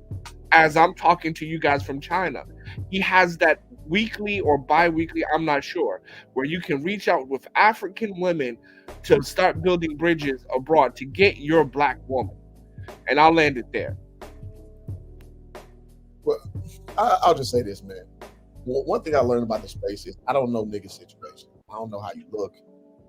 For everybody, I don't know how your game is. I don't know how charming you may be. I can't call it. And I just give everybody a fair. What I do know is a nigga, if you got those attributes, you can find a fucking good one. And I also... And why couldn't I? Huh? I'm 6'4". I'm undergrad Penn, graduate Harvard, have 2 businesses, speak 2 languages, right? And how come every time I date a Black woman, I got to compete with her? But when I'm dating someone else, I'm not. So why can't I find that? I don't know your faculties of how you deal with women. So, you know, Okay, Basically, what so I'm saying that's is, ridiculous. But okay, what I'm basically saying is, I can't account for the unknown. But what I do know, I mean, I gotta lean on anecdotally. I have to. It's like, man, when you're a person about me, you're a person who is stand up for who you are. You can find your fraud. And I'm not to be talked off that, but I also understand that going overseas, yes, you can find some fucking better looking broads who down with your program with the swiftness. I understand that, and I'm not mad at no nigga who elects to go do that. I'm not mad at it, but I also understand again the converse of dealing with them broads is you gotta deal with broke bitch, not necessarily third world, I won't say that, but non-USA capitalistic lifestyle. You gotta deal with that shit too. So I mean, like, if you cool with all that, do it. I'm cool with niggas, man. Pick the best bitch for you. I'm 100% for that. I want you to have the best bra for you. But bringing it back to the actual subject matter at hand, I'm not gonna sit here and say it ain't no viable black women over here, because it is. Now, is it more of a needle of a haystack shit? Okay, we can rock with that. So I'm not shaming no nigga who when you pull the numbers, like you said, single black motherhood is like the worst way to raise a child. Absolutely. Absolutely. But what I'm saying is, I understand what you mean by anecdotal, but even if you were to take this random sample here of a panel, right? I could say that I have,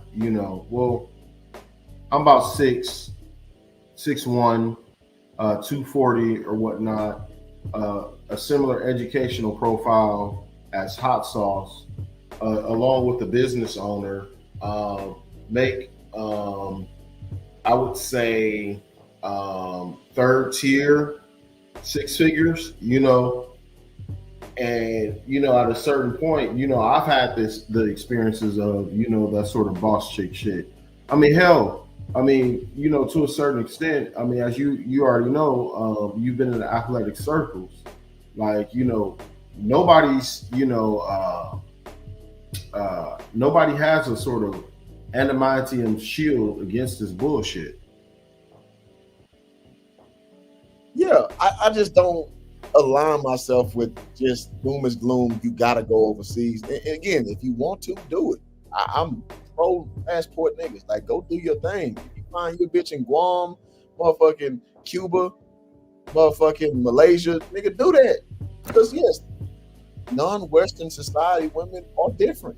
Absolutely. But it comes with a whole different sector of issues or problems. But do your thing. But I'm saying overall, you being a sturdy nigga, in my opinion, finds you who you want and who you can date and mate with. And that's my hope. And niggas can throw out all these things they want to, and that's fine. Again, I'm not against no nigga going out and doing their thing, because I know.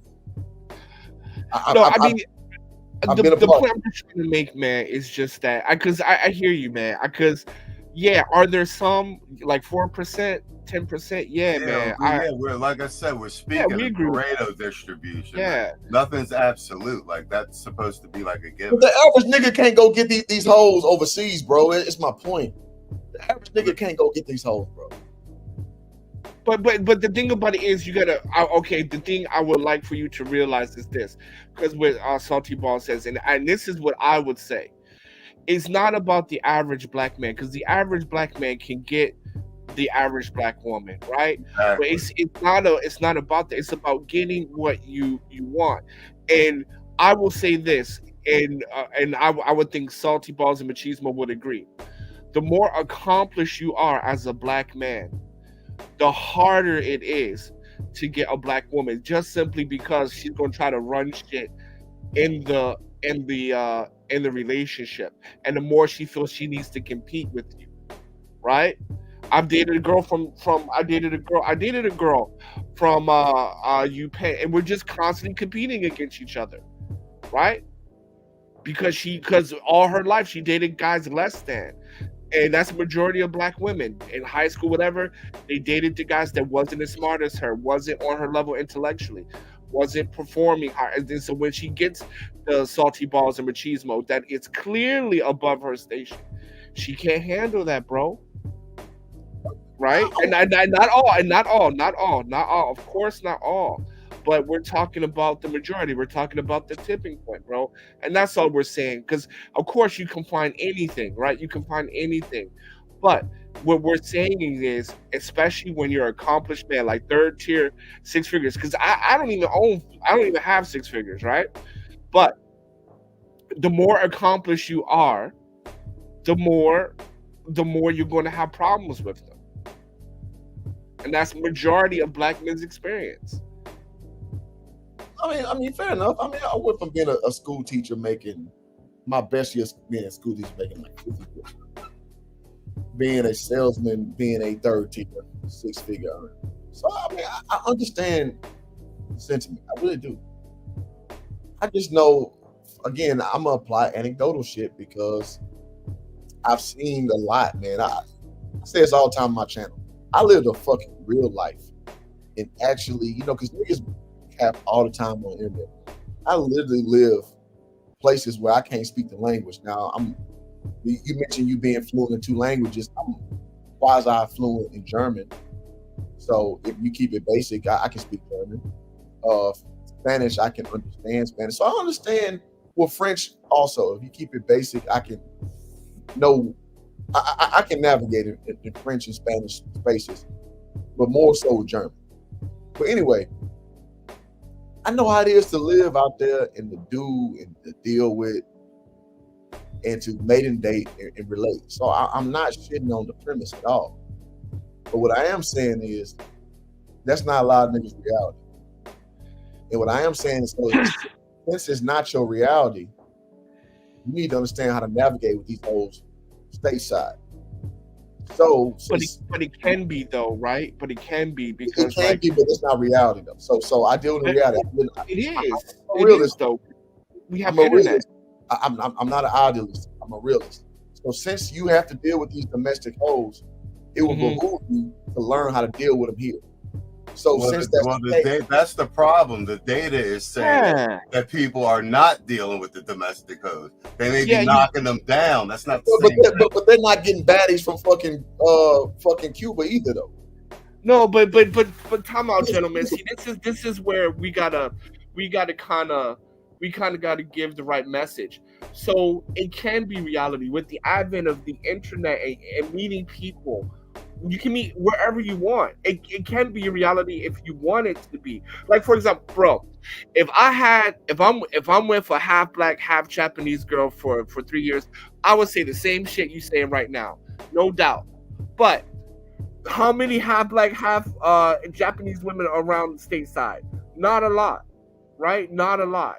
So with that being said, right? With the average man making 40K, 50K per year, you can get access to overseas women. You can get access to overseas quality women. Well, let me say this: she's only a quarter Japanese. She's 3/4 black. Okay, quarter Japanese. Okay, fine. But my point still stands. My point still stands. Yeah, but you're reaping the benefits of a Japanese, of a quality, a quality cultural environment. Actually, it's not true, because her family structure is patriarchal. For her grandfather, who is 100% black, her grandmother is 100% black, and the trickle down is her father, who is 1/2 black and white. I'm sorry, black and Japanese, and her mother is all black. No, her whole family structure is black. So no, that's not what I'm saying. I'm saying because you said she came. Well, the grandparents were married, and the parents. I'm saying you're reaping the benefits of her having a full intact social structure. You understand what I'm saying? But it's not the Japanese part though. That's not. I didn't say the Japanese part. It is Japanese though. Because let me explain to you. You can tell me if I'm full wrong. Black, bro. Her grandparents are full black. It's the structure for their family, man. You said her father was Japanese and black. half black, half Japanese, and her mother's all Okay, so cool. So her father was half black, half Japanese. So he looked at Japanese culture and know, okay, what's bullshit and what's not bullshit. So from that, he picked a quality woman, right, where he can run it, right? So her mother is submissive. If he did not have that Japanese indoctrination of being patriarchal, she would not be who she was, right? They are standing on the shoulders of the grandfather because the grandfather taught his son how to pick quality women and quality mothers. No, bro. His father is no longer living. The way that the family is structured is off of the mother who's alive. The father's still alive in his late 80s. It was off his structure, and it's damn near hook, line, and sinker with my premise that you can find you a good black woman here, bro, and build. That's literally how the family structure is. All right, man. I'm just gonna rest my plane here, man, because at the end of the day, I mean, black men have spoken, right? 50% said, you know, they're unable to find marriageable women across the board.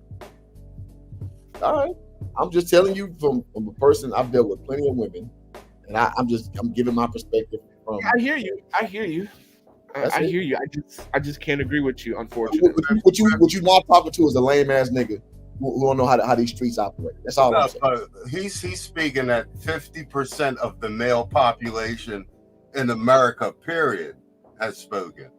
So like 50%. So half of the entire black male population is lame.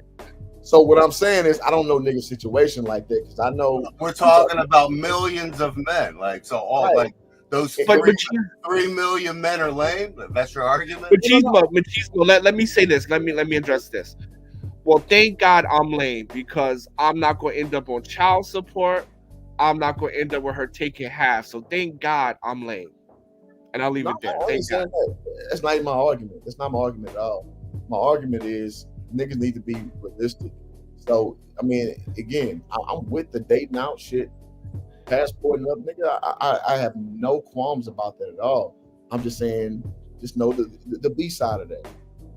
And so since most niggas don't have the mean to do that, you gotta deal with domestic violence. We have to stop saying that because that's not true. That's just not true. No, it's just fact. Most niggas don't have the means to do that. The knowledge, brother. Niggas don't have passports like that. But if you make $40K a year, a plane trip is only $700 to Asia. You can afford that on $40K. They're gonna spend that shit on kicks. So you're saying all niggas is dumb niggas and spending money on sneakers? I said most niggas like that's a wow. Most niggas would not enjoy what me and Hot Sauce are talking about as far as applied experience. No, but brother, you can't say that's a lowly opinion of the black man. Because most niggas don't know what me and Hot Sauce talking about from the applied experience. Most niggas. But hold on. My point of contention is this: whether you do it or not is very different from it's not possible, it's not reality.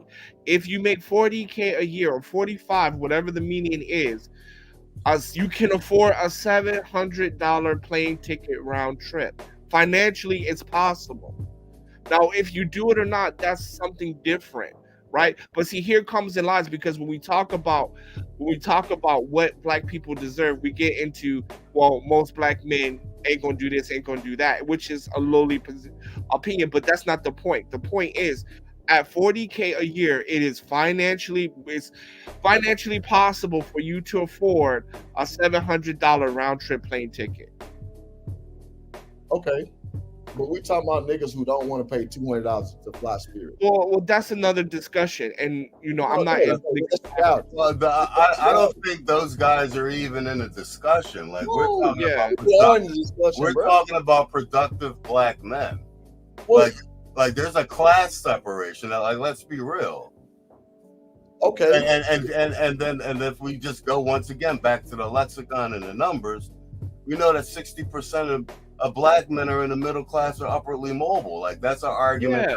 that you're making like a dust, like that niggas is Dusty's argument. No, I never said that. I never said that niggas are dusty. I'm just saying the mentality of niggas. You don't know what you can do as far as going traveling this earth. I agree with that because you can for less than you stack your paper a little bit. You can go travel. And that's what these spaces is for, just providing the information. It's up to each individual man to make up his own decision about the direction of life. But I'm going with the reality over the hopefulness. The hopefulness is like, yeah, you stack your bread up and go and get your passport and you get things. The average nigga don't want to even go and get a passport because. But the thing about it is because my only exception with you is this, where you say things are not possible. I just think we need to be careful about that. Now, whether they want to do it, okay, it's none of my business, right?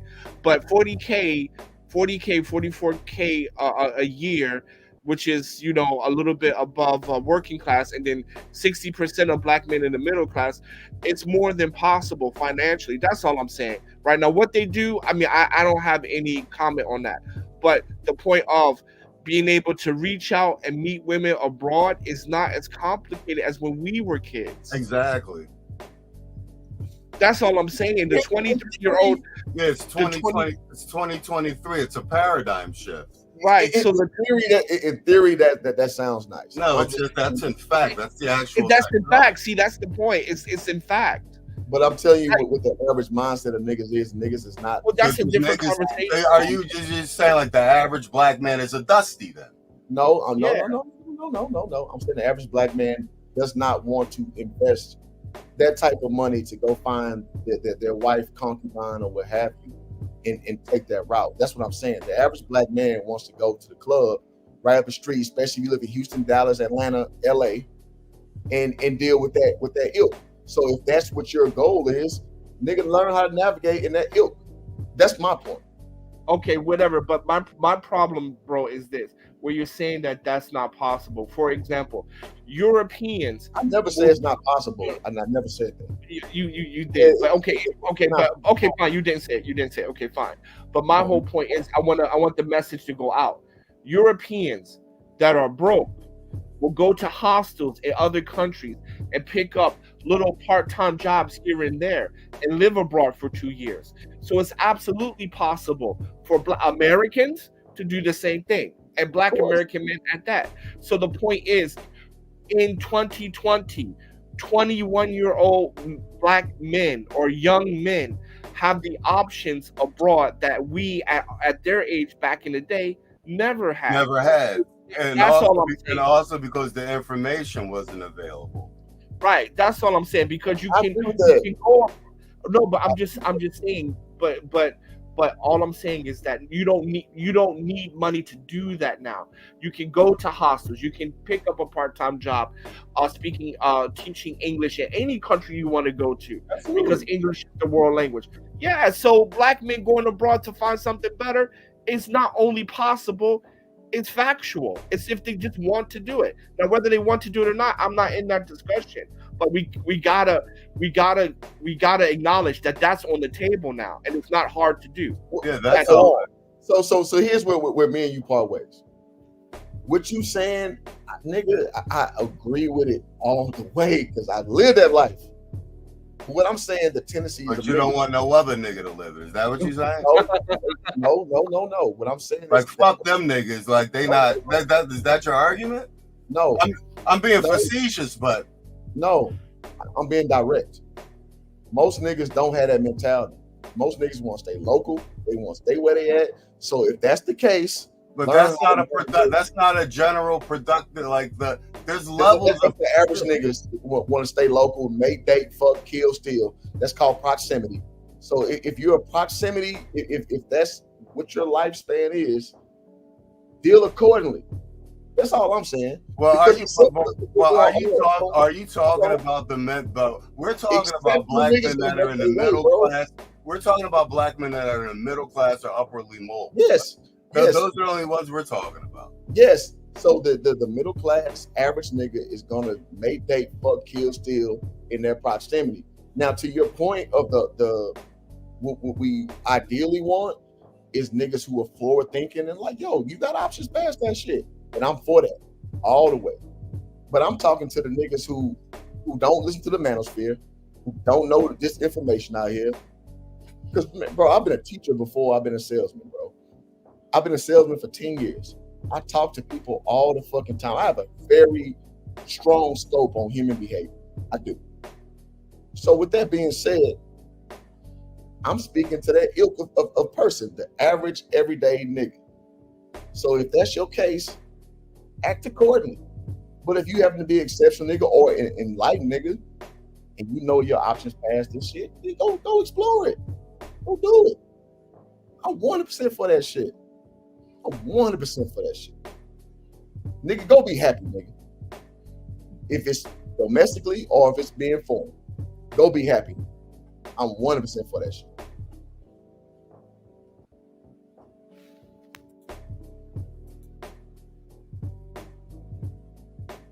I'm speechless, so I'm gonna land my plane. I'm speechless.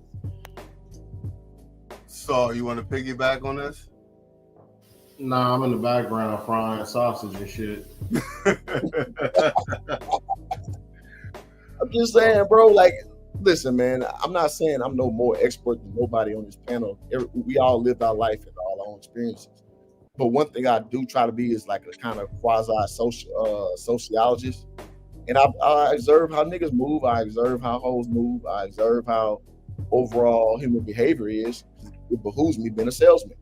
I got to know how people are to connect with them. And so I say all that to say, man, bro, I want the best for black men. And my girl, we have these conversations and like, she know that I'm a default to black men every time.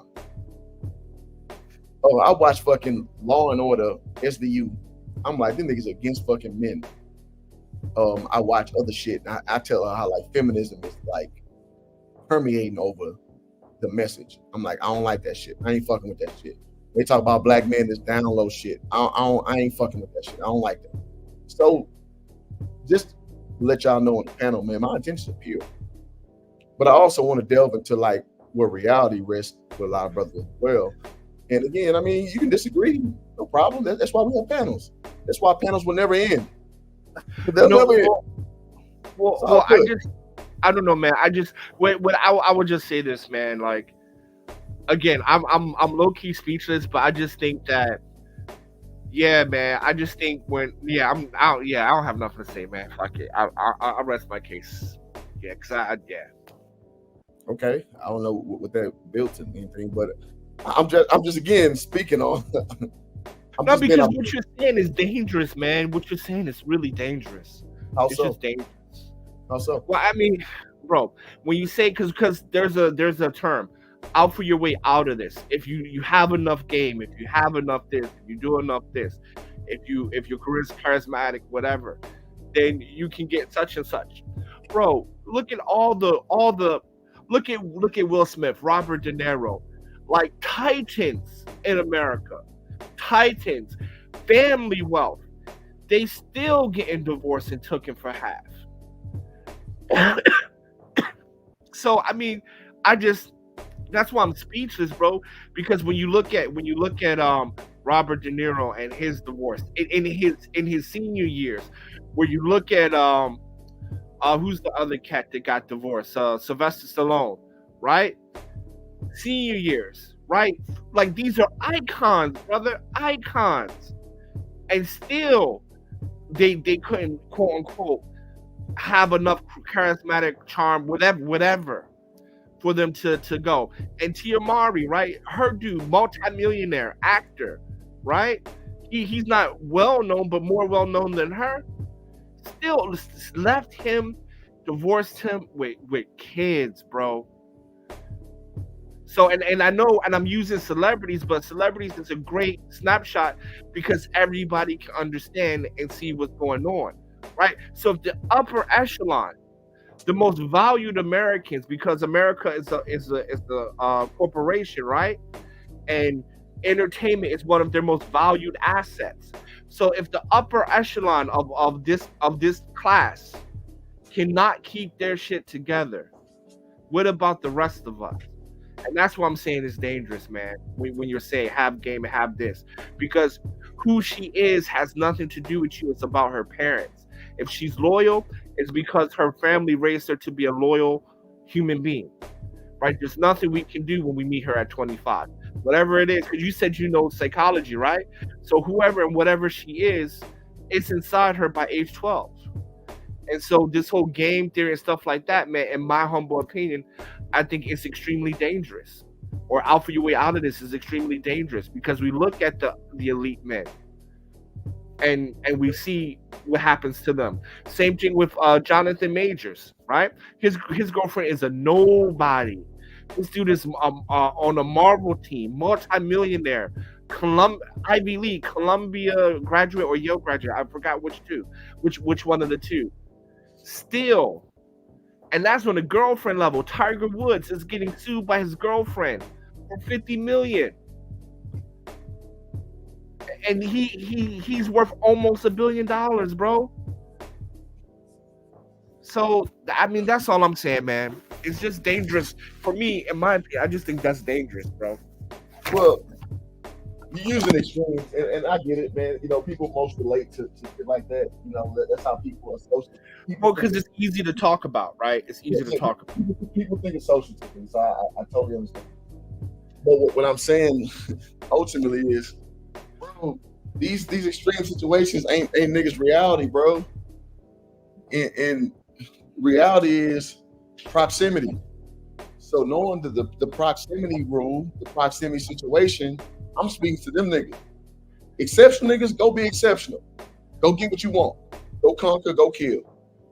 I'm 100% for that. But that's not the reality for most niggas though. It's just not. I'm sorry. But bro, black marriages last less than 7 years than the national average. And yes. and women file for divorce at 80%. And black women file for a rate of divorce at a higher rate. Now let's talk about finances of the average nigga. The average nigga, once you go through divorce, that bankrupts you because now you're if you got a house together, you're still tied to that debt on that house. If you have children, now you're on child support. A lot of middle class, working class black men end up in the basement of their mama's house at 35 and 40 years old because they still have to deal with the debt or financial responsibilities or commitments that they had when they were in that marriage for 5 years or less, right? That's why you see the increase, and Salty Balls can, or Deacon Salty Balls can attest to this. That's why you see an increase in self-deletion, which he can talk about in detail because I'm not an expert on that. You see an increase in depression. And on top of that, when we look at the statistics, black men's health does not get better with marriage. Well, so in my retort to that is because the way that we go into marriage and mating and dating is so improper because niggas don't stand on their square. Niggas don't sit here and speak like kingly how you're speaking right now. I'm with it.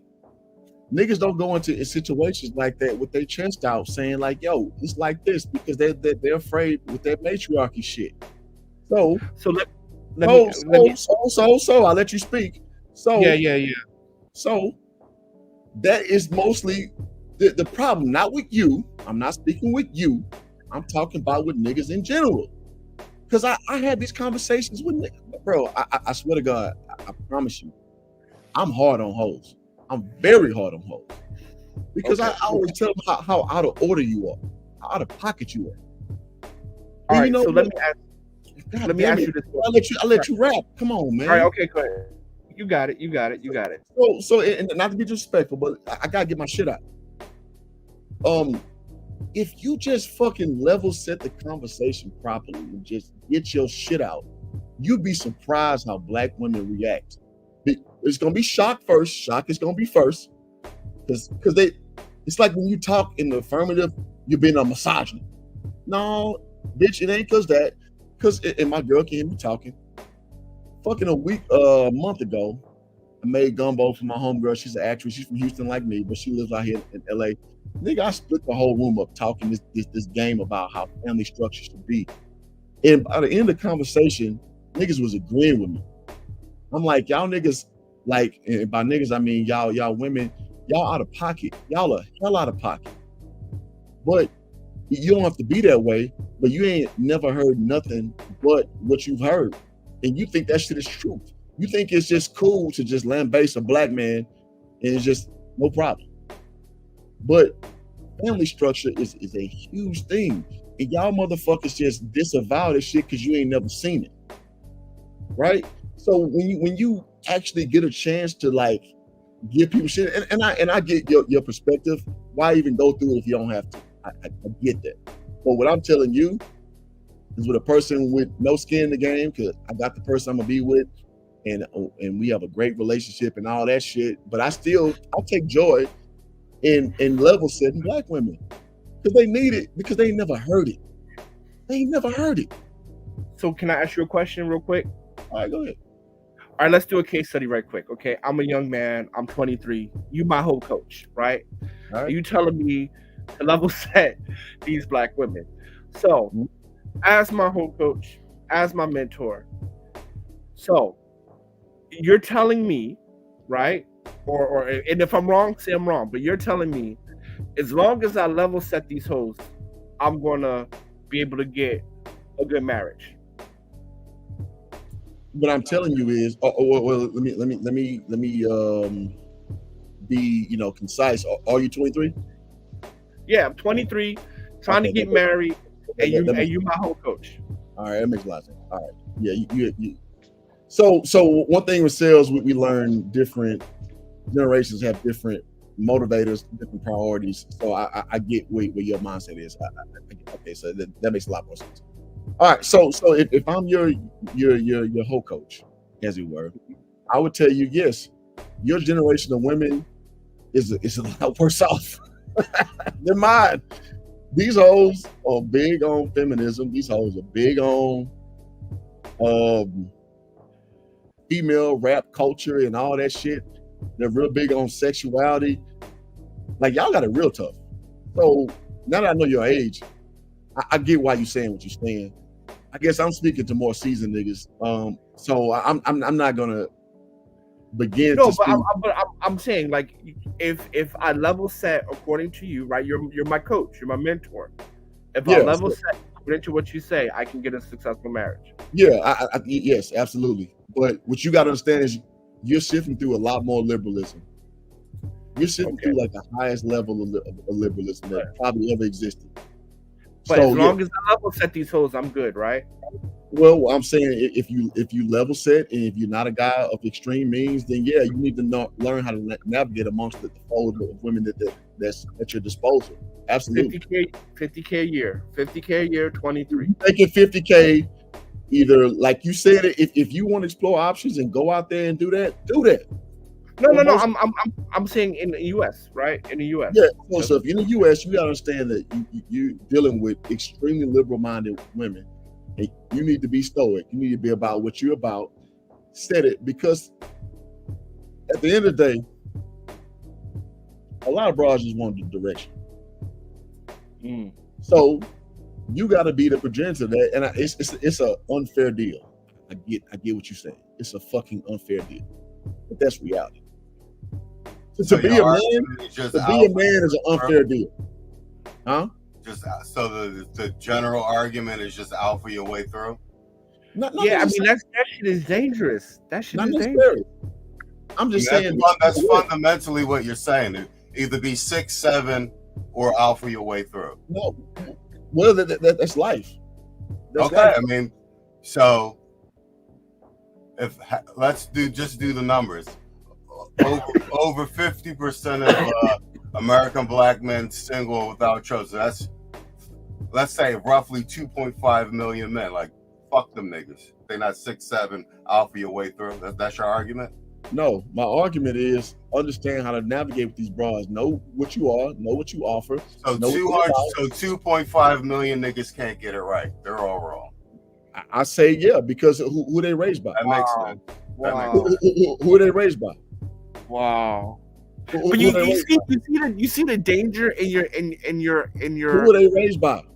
Your advice? Who are they raised by? But I mean, I can say the same thing. Like, just look at this 2.5 million niggas. So all 2.5 million of those niggas, they're just It's just a They just fucked up. What I'm saying is that's the fluke. I mean, how Obsidian said, the non-select, quote unquote. I'm just using Obsidian's logic, to kind of counterbalance with what you're saying. But what I'm saying is, who raising these niggas in general? The same people that's raising those women. Right, exactly. That's kind of like the point. Who's Exactly. raising the niggas? That's what I'm saying. That's the point. It's like okay, right. Chicken and egg. Exactly. So, Which you're making the point though of why there are no marriageable women. Exactly. No, right. But I'm saying, so since you're not raised of a, so I'm gonna take this right to where it needs to be taken. So since that's the case, I mean, it's just unfortunate. We're not raised by proper counsel. It is what it is. We talked about more black women have kids than black men. Right. So would you advise a single male who's making like 70 grand, no children, he's doing well for himself, to marry a single mother? Fuck no. Well, that's almost like 80% of the population of women. Okay, but I'm not saying take that unless I'm just saying take that unless that's what you want. But what I am saying is the data show that apparently that's not what niggas want. Okay, so what I am saying is what niggas need to do, in my opinion, because we see it's just suck it up and out for their way through. Hold on. Amongst minority groups, when niggas pair bond, when you find how can I put it? When you find a woman who is worthy, because niggas be holding out for a minute, because again, we were raised under chaotic circumstances, because we're single raised mothers, single raised men who you don't know what the fuck we're doing. No, we're talking about the available pool of women. Like, so right. If a dude's making 70 grand, let's just say, hypothetically, he's single, no children, should he marry a fat, overweight woman, a single mother? Well, overweight is one thing, obese is another, bro. Like, come on, man. What I'm saying is, if there's one, I'm just doing the math, because it's we're talking Pareto distribution. We know over 80% of that particular population is just overweight. Overweight, exactly. So boom, right. And they have the highest single mother rate with multiple. You understand what I'm saying? So like, that's what I'm saying. It's like all we were doing was just talking through like the, but alpha your way through is not going to help these 3 million men. You being exceptional and alpha your way through is how most men make themselves somebody in society. That's in general how it goes. Bro. But that doesn't change the available pool of women. That's where Kevin Daniels came in. He had all these high value guys, and he couldn't pair them off with any women. Upstanding, exceptional men draw a bigger pool of women in general, because women generally are followers, bro. I need to ask you 2 questions. Go ahead. So I guess the first question is, what percentage would you assign to the black female population that are marriageable? That's the first question. What percentage would you assign? I mean, I can't quantify that, bro.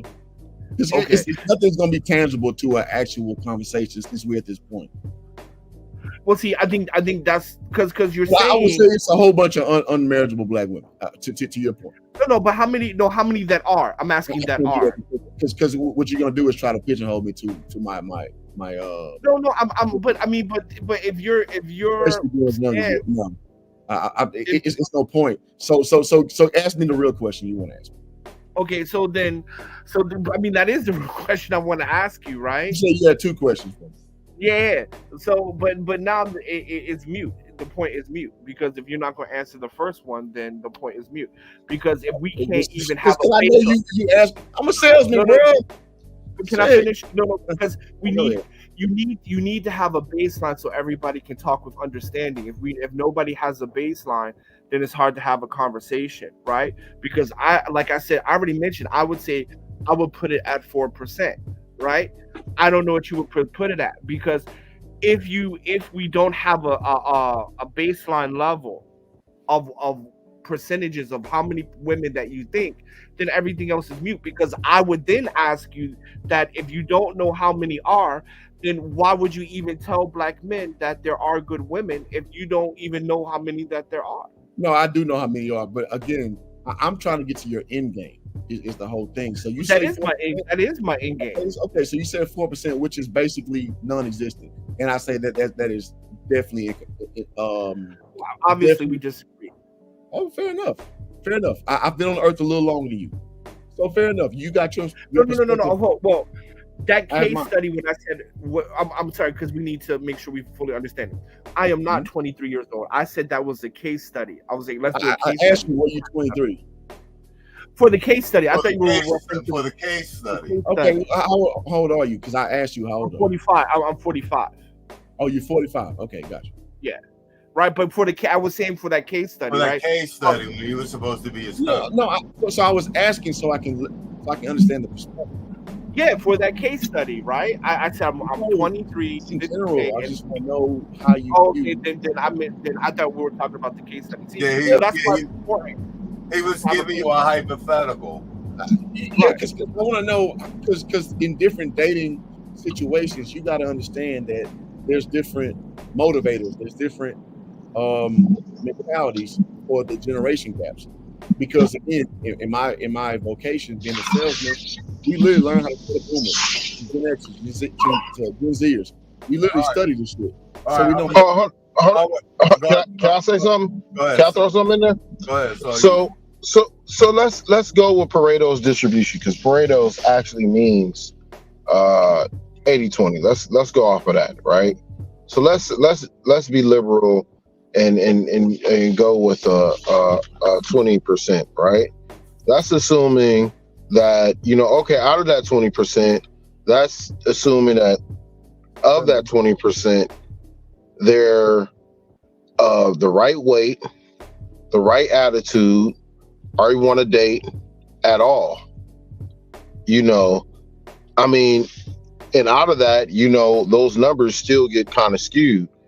Even when you think about, high class and low class females, they're almost one and the same. You got senators out here twerking. You got, chicks out here living their best life, behind the scenes, playing out scandal in real life. You have, obviously the low class ones doing what they doing, talking about, their pussy is pink and their booty hole is brown. So it's kind of like, after all of that, what do you realistically have left? It's almost like looking for a diamond in the rough. And so the most viable option, I think that what people are saying is, we could look at the 20%, maybe if that at all, versus, this whole world where there's a whole bunch of different options. And even then, there's the sort of economic differential. This is the reason why, the whole passport movement has taken off, because people are actually being educated about the possibilities and about the options. The fact that, hey, your $50,000 is going to go a long way in Dominican Republic. It is going to go a long way in Kenya or Zimbabwe and stuff like that. You're going to be treated with respect as a man, with people with a sort of good brand of software, parental software instilled in them. So it's like people are looking at the chances. And on top of that, you have the sort of meat grinder of a court system. That's the power structure that, at the end of the day, somebody's going to take half your shit because you disagree with them, or because one of their friends got their heads up or whatever. I'll land my plane there.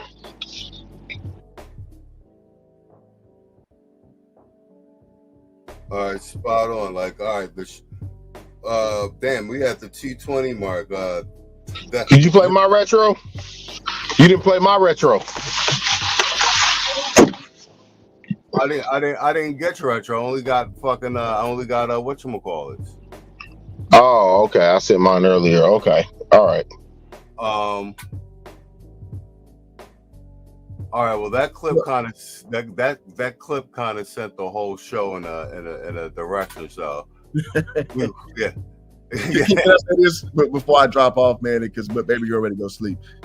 And I just gotta reiterate: if you wanted to go and do that, because bras will respect you, black man. go take advantage of it and do it. Since I just understand human nature, the average nigga is not gonna capitalize on that. I'm speaking on what you have to do to navigate over here. That's it. You can disagree with my premise. You can disagree with my overall platform, but that's what I'm saying. So if you can go in and do it, because it's to be done and it's glorious. That's it. All right, man. It was good talking to you, bro. Like, no. I hope there's no bad blood. It's just, yeah. I just don't understand your point of view. But anyway, it was great talking to you. Fair enough. I mean, it is what it is. I mean, shit. You to get to certain parts of understanding, there's gonna be misunderstanding, or it's gonna be like different points of view. I mean, it's just what it is. I mean, nobody comes to a stream agreeing on everything in every premise. It's just not reality. So I'm totally okay. Yeah, this is an environment of deliberative discourse, debate, critical analysis or whatnot. We're thinking men. That's the whole point here. Empiricism.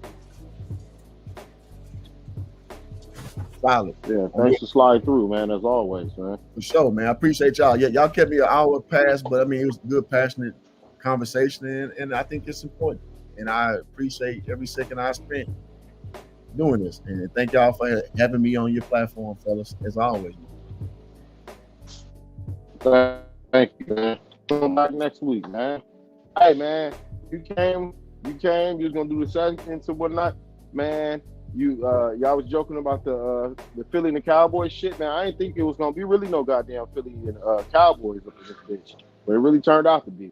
Y'all seen it. Motherfucking Machismo bias and shit, putting the Eagle shit up, but it's all good. I meant to do it the day we won, but you ran your segment so tight. I was like, what you would call it? We had too many people on the panel. I haven't had a chance to drop it yet. Yeah, we all hate the Cowboys. Come on, you ain't cool. You don't hate the Cowboys. No, but I put the Cowboys in your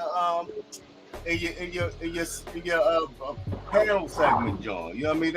I previewed. Man, you did 3 whole EAGLES.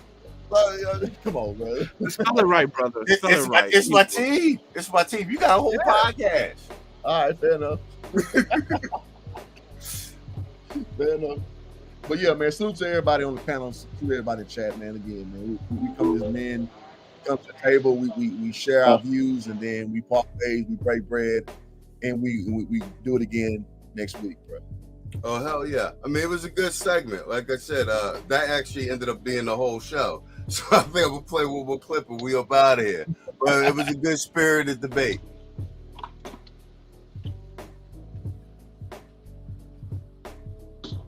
What did y'all mute?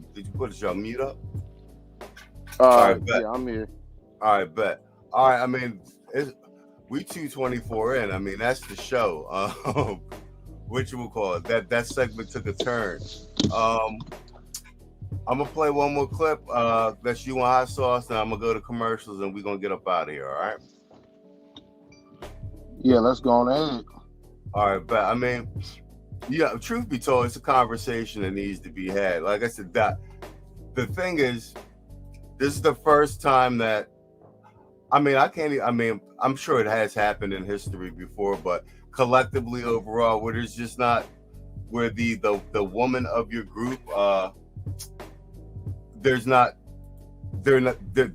shortage or a pool of marriageable women. It is what it is, and like the conversation needs to be had because it's the first time Black men have been in this position, and also where the technology is available, and even the idea, and we're being able to see other Black men go, traveling and whatnot, and overall, whether you move over there long term or not, I think all Black men should travel just in general to recalibrate yourself in terms of how you view the United States and your place here. I think it's generally healthy in general. Like when I was at university, and I didn't take advantage of it, but study abroad is standard at all like the quality universities, sophomore, junior year.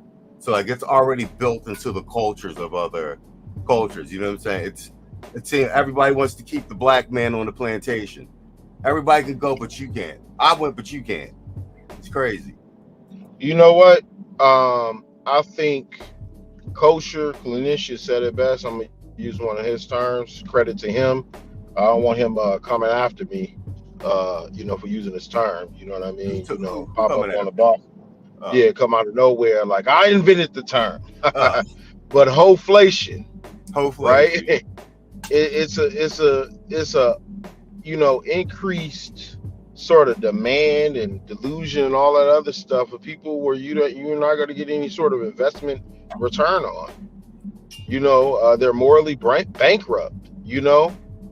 Their checks bounce from the bank of fuckery all the time, and they don't have any accountability.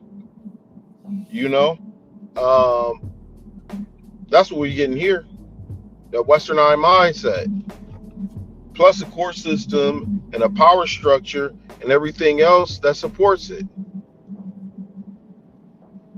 I mean, what's the whole point in coming to the table if there's no incentive to change?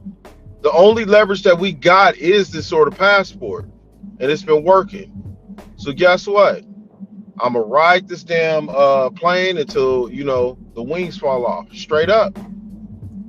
I'm gonna tell you, I'm gonna tell you what really grinds my gears is there's just this overwhelming sentiment from all directions that you as a black man, you just have to take whatever the world serves you.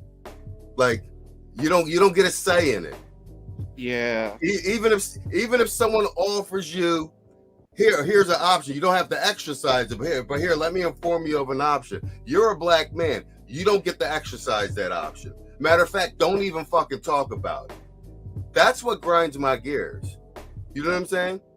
Any other ethnicity, a man, he can go anywhere he wants. He can do whatever. You know what I'm saying? And everyone's cool with it. You know what I'm saying? But for the American black man, even from their own, from all directions, like, no, Nick, you stay where you're at. I don't care that the options are bad. You got to pick from one of them. And there's something wrong with you if you don't like what we're serving you. And that's odd to me. It just is. Me too. It's like the conversation can't even be had. And then when it is had, it's like, well, there's nothing special about you. You're not going to do it anyway. Yeah. Do you understand what I'm saying? You can't afford it. You understand what I'm saying? Yeah. Like, and see, and that's why I just had to take exception with that. Like you said, okay, people ain't going to do it. Okay, fine. I'm not going to. No, I'm just saying in general, like it's and oddly enough, because I went to you, it's actually usually men from other ethnicities that are like, yeah, man, you should definitely go. You know what I'm saying to you? Yeah. It's the people in your own ethnic group, and then like, you know what I'm saying, and like a lot of shit is really like, bro. My whole premise is this: no matter what you decide to do, I believe in black male self-determination. Here are all your options, bro. If you don't want to do nothing, don't do nothing. But here are the options on the table. I don't like the right off the gate, no matter what your situation, you're a black man. That's not for you. Right. You know what I'm saying? Even if other black men are doing it, since you haven't done it, you can't do it. That's not even an option for you. Stay where you at. You feel me? Well, if we keep it 100, most black men, most people, black or not, have very low opinions of black men. I mean, that's the root of that, right? Mm-hmm. Most black people have a root because the thing about it is just that, like, we need to differentiate because we have young brothers that's listening, right? And going overseas is not expensive because, like what you said, study abroad. The European white boys and girls be going over to wherever all the time after they graduate, stay in hostels or whatever. The best time to travel. It's bred into the culture, and let me just piggyback on this real quick. Because it's important to talk in archetypes. Like Kevin Samuels is an archetype, Angry Man is an archetype. You understand what I'm saying? And this is why Austin is so important. because he was just a regular guy. He wasn't. Right. He wasn't all in these spaces. He was a TikTok guy. You know what I'm saying? He's in Texas, and he just happened to go to Brazil for Carnival, and he had such a great time. He wasn't planning on traveling. He came back, and like I said, he's on TikTok, and he tried dating again here, and he was like, there's something not right. Boom. And then you saw him do it in real time, and he just ups and decides to move. He got pulled into this passport bro shit and this red pill. You understand what I'm saying? Because of yeah, you understand. But what I'm saying is, you saw him in real time, just a everyday American black black guy. You know what I'm saying? Right. You know, right. He wasn't even 23, and he just up like other Caucasian kids do when they graduate college, and he just up and was like, yo, I'm gonna go over here, and he just did it. You know, and he figured it out as he went along, and we're watching him in real time travel the world, and I think that's a good example. Right, kids be taking, kids be taking the gap year, because the point I want to kind of emphasize, to keep it 100 with you, the best time to travel is when you're young and broke. Exactly. You're never gonna have a better time. Now, can I afford 5-star hotels and stuff like that? Yeah, but I'm old. I need a 5-fucking-star hotel. I can't be out partying all night, sleeping in hostels. I wish I could do that, but that ain't me no more, right? And to your point, the point that I always make, because I lived overseas and I traveled, the most important thing, whether you expatriate, whether you stay over for a long period of time, whether you visit for a while and come back, the most important thing is that interacting with other cultures recalibrates you. The black guy who's traveled for X amount of months, who comes back to the United States, is not the same black guy. You don't even, not anymore. You understand? You don't see the world the same way. So that means you behave differently. And the truth be told, you raise your standards in terms of what you're willing to accept in terms of femininity. It just is what it is. Yeah, so like I said, think that's the fastest reboot and recalibration. Yeah, because we definitely need to demystify and debunk that you need this amount of money to go travel, stuff like that. The best time, you're never going to have a better time than when you're young. Man, I went over to China at 23, 24, and I had $700 to my name, and from that I was able to build my own business. From that, being over here, of course, working, learning the language at first, then getting a good job, then ultimately matriculating into my own business. But at the end of the day, man, it all started as a young man with $700 in my pocket, and that's it. That was it, and I made it work. Best decision of my life. No, I agree with you. And like I said, I mean, to your point, what you were saying about technology, when we were traveling, the space wasn't here, this technology wasn't here. YouTube did not exist when I went to China. We didn't have an Austin. And what I'm saying is the guys who are aware, the black men like us and guys who are in this space who grasp the leverage that we have right now, there's in part a responsibility to communicate this information out to those who are willing to listen. You understand what I'm saying? Yeah, because it needs to be. It will be in one ear and out the other. But this space is about providing information and letting brothers know what their options are, and being that you have more than one option. It's up to you which one you choose. Right. But we need to be honest, man, because in the early 2000s, I went to China before YouTube. So the only way I can make income was at working in the country, making local wages, making local currency. Bro, if I had YouTube back then, because YouTube didn't exist yet, right? Because I left, YouTube existed in like 2009, right?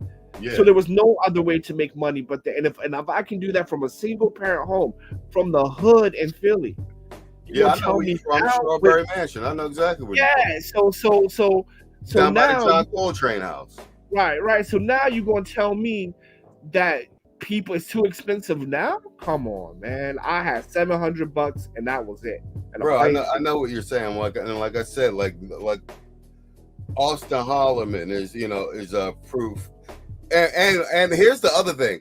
This is what I like about Austin. There's the guy, I forget what the guy's name is, Will, like, or Fred, the guy he always has traveling with him. And I think it's dope because he's that the stereotype. He's not the cool guy. He's not the best looking guy, and he's Austin. And Austin, no matter where Austin's at, he gets the guy. They buddy, travel to different countries. They're in Romania together now. And what's dope is from the first time when they were in, I think, Thailand, to now when he's in Romania, I forget, I can't remember his name, but the guy who travels with him, you can watch him gradually getting cooler in real time. You understand what I'm saying to you? Yeah, well, I don't watch his stuff that much. No, I don't watch him all the time either, but I catch certain stuff in my feed, and I remember that guy, and I saw him today, and my point being is that the more you interact with the world in general, not just here in the United States, it's like your confidence goes up, your swag goes up. Fred, yeah, thank you, Gail. Fred, yeah, and that's what I'm saying. It does something to you. It does something to you that you can't get here. Alphaing your way through, like real world experience. You understand what I'm saying? Yeah. So that's because the thing about it is, man, like, I made a decent life for myself. Like, I don't make six figures, and if I get divorced today, if I was married, I get divorced today, I would be in financial ruins because most of my stuff is in equity, right? It'll be my kids that live off the high ass cash flow, right? Because when I make, I put right back in the business. I don't spend it on me. It'd be my kids who enjoy high cash flow. All right, so when you say you don't make six figures, you mean you just don't cut yourself a high salary? That's different. I reinvest in my business, yes. Yeah, that's different. That's different. Yeah. I know what you mean. Yeah. Right. So, but I mean, because I know what you're saying. I know what you're saying. Because if you don't want, yeah. Yeah, if you don't want people owning your business, this is the price. I know exactly what you're saying. Yeah, but that's not the same as like you don't make six figures. You just don't cut yourself. Yeah. You just don't cut yourself a high salary. Yeah. Well, I it's either cut my house, cut a check, or reinvest in the business. No, I agree with you. I agree with you. I was just pointing out nuance with that statement. Yeah. Well, I mean, yeah. So the point, my point, because I hate the point of like, you need six figures to do anything, and that's just not how the world works. No, I agree with you. We've already had this conversation over here. I believe you were on that panel. Like I said, 60 grand remote, you're in the sweet spot. That's the sweet spot, and you can live extremely well in Brazil, Colombia, and when everyone's talking in third world, I'm talking about in a penthouse in a luxury building in Rio de Janeiro. You understand what I'm saying? Like, not in no favela and shit. Like, you know what I'm saying? You're actually living in a nicer place than when you're over here in the States. Like, so that's like false propaganda. And I know because I've done it.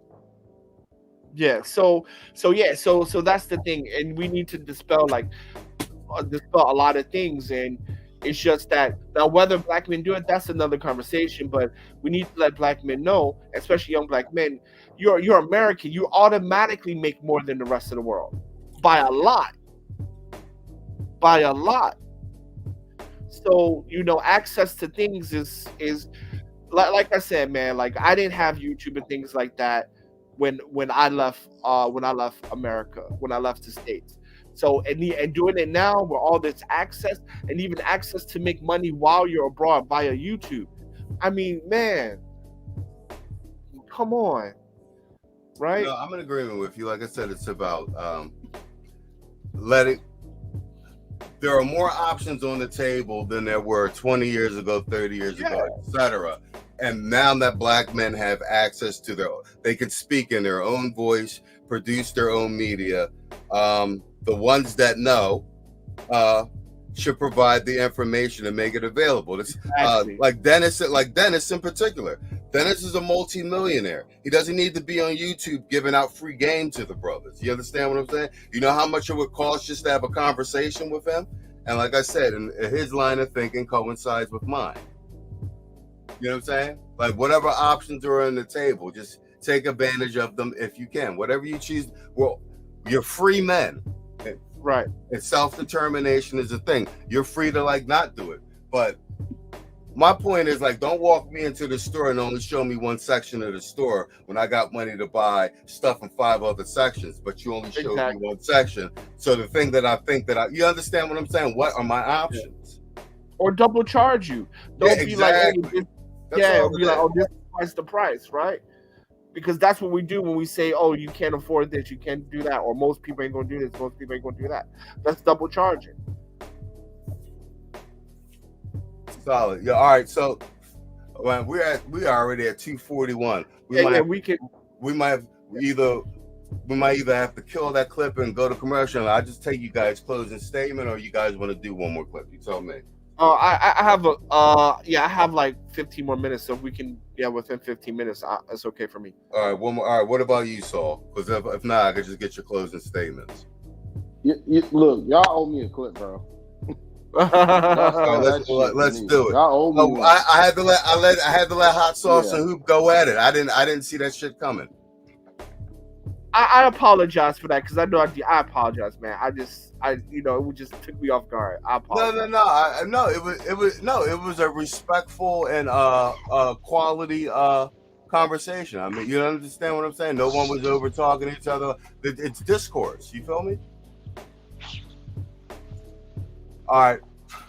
Let's end on some fuckery. This actually will go to kind of the point that was being made. Let's go with this one. I'm at 46 children, and I got a woman in my life who's trying to have 3 more right now as we talking. So let me be clear, for we can know, you have 46 kids, 46 kids, and you finna have 3 more. Yes. God damn, how many baby mamas, bro? Well, it's 22, but it's gonna be 23. I'm at 46 children, and I got a woman in my life who's trying to have 3 more right now as we talking. So let me be clear, for we can know, you have 46 kids, 46 kids, and you finna have 3 more. Yes. God damn, how many baby mamas, bro? Well, it's 22, but it's gonna be 23. Yeah, I think that says like, Saul, what's your take on that? Quite honestly, if you're stupid enough to sleep with a breeder, I think AC might have been talking about the Jewish guy from New York. Was it the Sperminator or something like that? Sperminator. Yeah, and it's not even just him. I don't know what it is. It must be some sort of secret fetish or something like that people got going on. But I think that the bigger point here is this a microcosm of what is moderated of what's really going on a wider scale? Exactly, which goes to the comment of like 80% of the women breeding with 17% of the men, and not even the productive men. Exactly. So dysfunction replicates dysfunction. And when somebody sees the fuckery for what it is, or they're looking for respite, they're looking to mosey their ass on over to you. And I think that it's a good idea that we continue educating brothers as far as the real potential trap of baby mama drama. What am I playing there? That's all you saw. What's your take on that clip? So let me expand the view a little bit. So we got the 22 baby mamas. We got Haley Bailey, right? Single mom. And we got Naomi Osaka. And shame on Naomi Osaka, because that's some bullshit right there. Shame on her. That makes black people look bad with Naomi Osaka right there. So we have this, and then we have black women across the board silent. So, which means that this is socially acceptable and this is the social norm. So I don't know how you can alpha your way out of a belief system and out of a social acceptance thing. You marry one, you're at a high possibility, 80%, that your children are going to get stolen. So I don't understand what type of game or how you can alpha yourself out of this. And the fact that women are comfortable enough for this man to have 22 baby mamas, and 23 is like, yeah, I'm next. I mean, it says it all. It says it all with no public shame or backlash. And I'll land my plane there. All right, solid. You know what comes to mind? You remember the those female prison guards over in Baltimore? Oh yeah. Yeah. I just want to just point that out. Not that I'm making any parallels.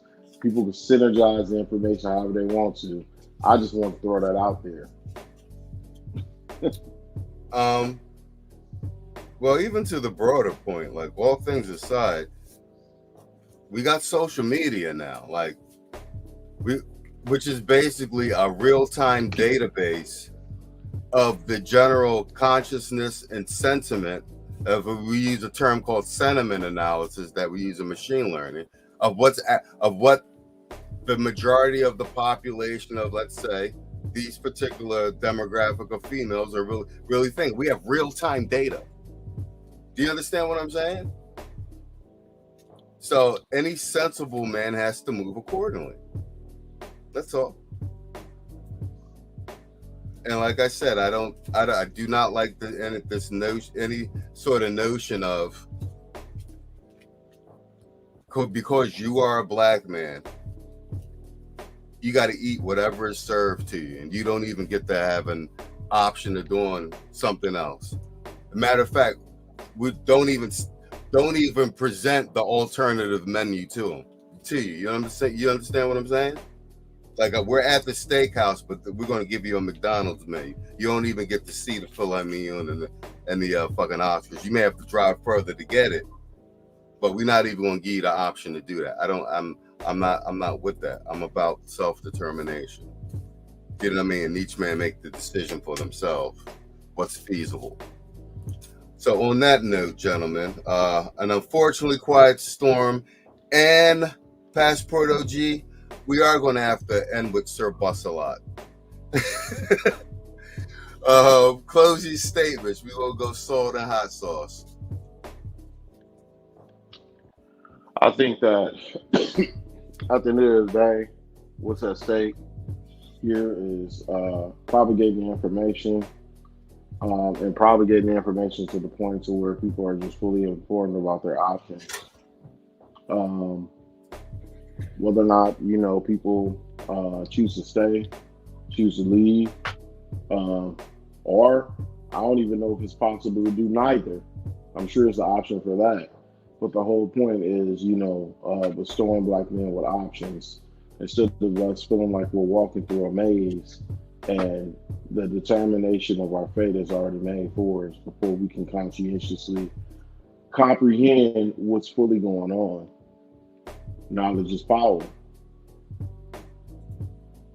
I'll land my plane there. Hot sauce. That's all you, Playboy. Okay, yeah, thank you. I agree with Sauce. Knowledge is power. And one thing I will have to say, I guess, moving forward, is make sure that we disseminate information properly. Because the choices we make as black men in America have the most severe consequences than any other man in this country or in that country. Well, you don't know what I mean. I agree. In that country, because when we're so even where countries like, okay, alpha yourself through this. If you alpha yourself through this and you're unsuccessful, you can end up in debt, living in somebody's basement, or homeless. You can end up homeless. You can end up. I know 3 6-figure guys that ended up homeless, and they're scraping their way back, and they was one divorce away, and it was a divorce.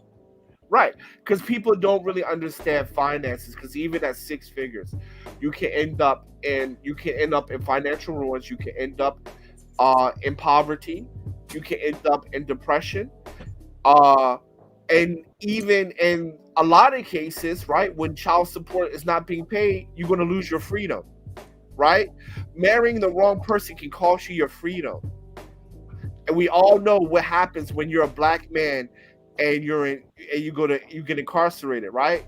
You go back being a slave according to American law. So at the 13th end of the Amendment. day, yeah, 13th Amendment, thank you. So at the end of the day, we have to look for the other options. Don't take anybody's advice without vetting it and researching for yourself, because at the end of the day, being a black man in America or being a black man in the world, our consequences are more severe than everybody else's. There's too much on the line, because this is not a simple, a broken heart situation with marriage. This is a financial situation. This is a mental health situation. And in some cases, this is a freedom situation, right? So we have to have the full picture here. And so with that, when we hear game discussion, game is dangerous, because game discussions put those things in play. And with that, I'll land my plane. Good. So you wanted to say something? I thought I heard you. Oh no, I was just saying 13th Amendment. I was drawing context to what he was saying. All right. Slavery shall be abolished except that when one is duly convicted as punishment by law. Something Right. like So that, So a child support can put you back there, black man, by being with the wrong. Literally the plantation. Literally. By being with the wrong woman. So I hear these game guys or whatever, but man, I'm gambling with my freedom. If I get some broad pregnant abroad, I ain't got to worry about a jail time. All right, spot on. This is actually a good show. We veered off on another clip that ended up taking up the majority of the show, but it was once again, it was a conversation that needed to be had, and I like that. It was cordial. It was spirited, but it was cordial. And then whatchamacallit? We got down to the on a granular level, where everyone had to defend their position, and like I said, there was no over talking, and it was very gentlemanly, as all discourse should be between thinking men. I will say this to this point. I don't know. More than half of the single heterosexual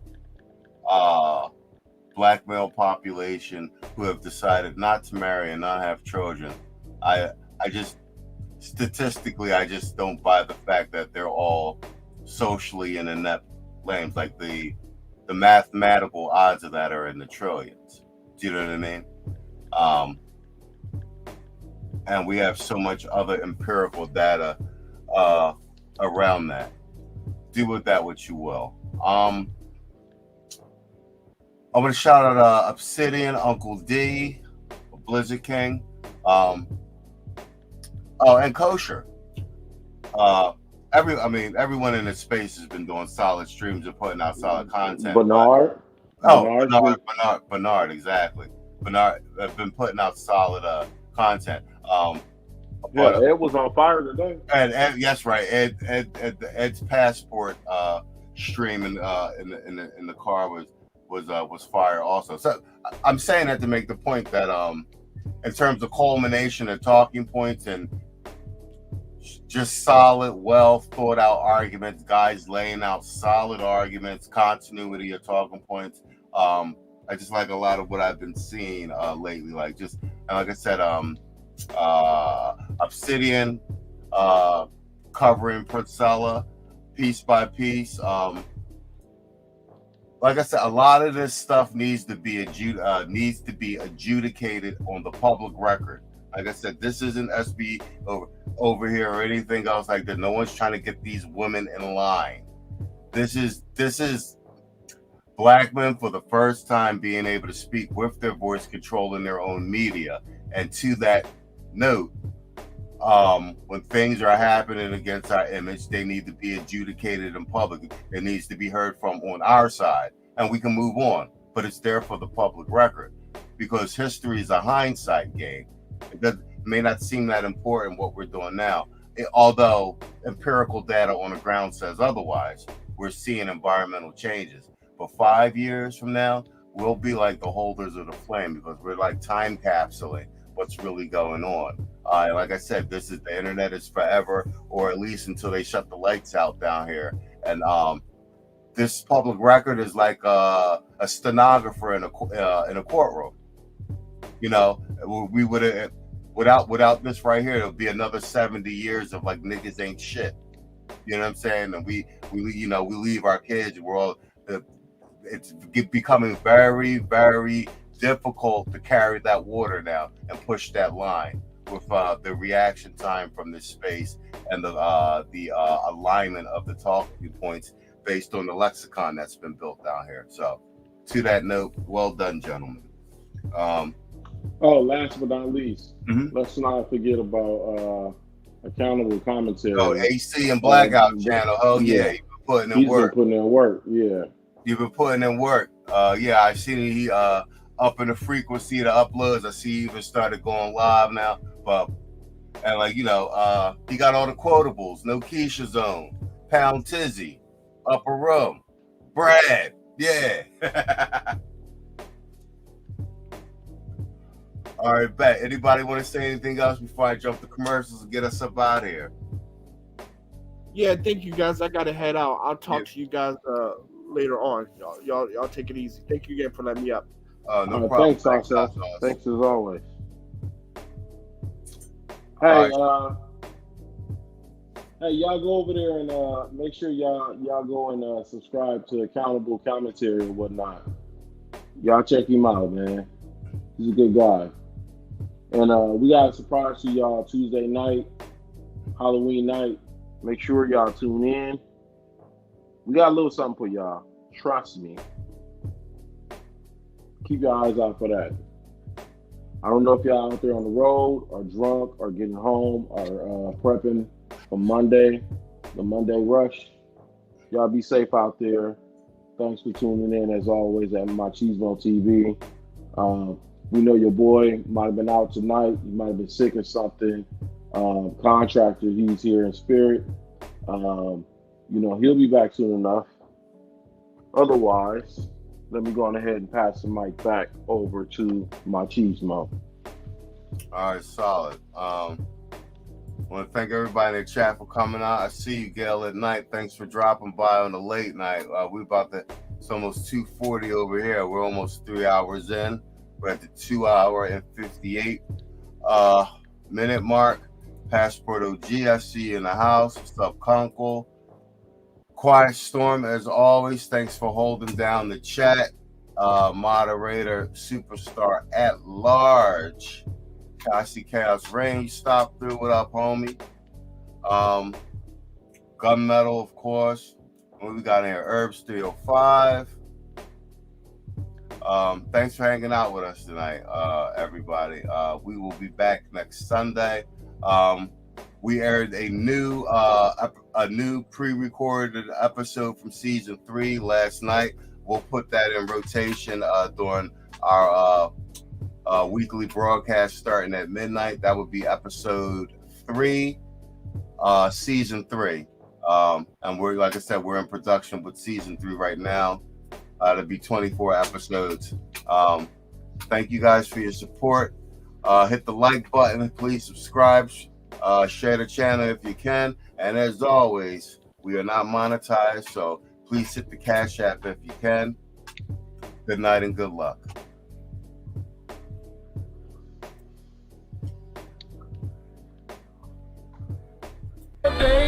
Yo, kids, they need to know I'm here to fuck you. I don't wanna know your name, yo, kids, they need to know I'm here to fuck you. Get the fuck on, ain't no shame. I'm here to fuck.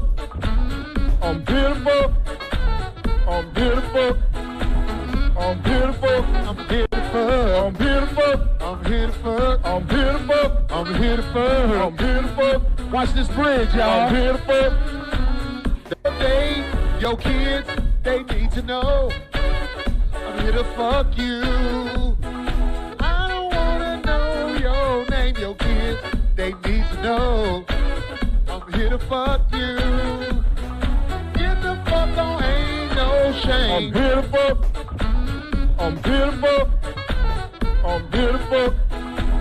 I'm beautiful. I'm beautiful. I'm beautiful. I'm here to fuck. I'm beautiful. I'm here to fuck. I'm beautiful. Watch this bridge, y'all. I'm beautiful. They, your kids, they need to know I'm here to fuck you. I don't wanna know. And I decided we were not together. Say another motherfucking word and this shit is over. And I ain't playing, nigga. I thought it was a skit. Like, from where I was sitting, you couldn't tell. I couldn't tell that it didn't look like Will hit Chris. Shut the fuck up. Did I say no? Oh, shit. Say it again. Say something else. Oh, say something else. Couldn't tell. I couldn't tell that it didn't look like Will hit Chris. Shut the fuck up. Did I say no? Oh, shit. Say it again. Say something else. Oh, say something else. And I decided we were not together. Say another motherfucking word and this shit is over. And I ain't playing, nigga. I thought it was a skit. Like, from where I was sitting, you couldn't tell. I couldn't tell that it didn't look like Will hit Chris. Shut the fuck up. Did I say no? Oh, shit. Say it again. Say something else. Oh, say something. Shout out to Machismo TV in the building. Yo, congrats on your success over there on Machismo TV. Much love to you, sir. Man, you know I love you, brother. Enough said, man. No pause at all. Nothing but love for my brother, Machismo TV, with the $5 super chat. What does Machismo TV say? Great content showing the backstory. Well done, sir.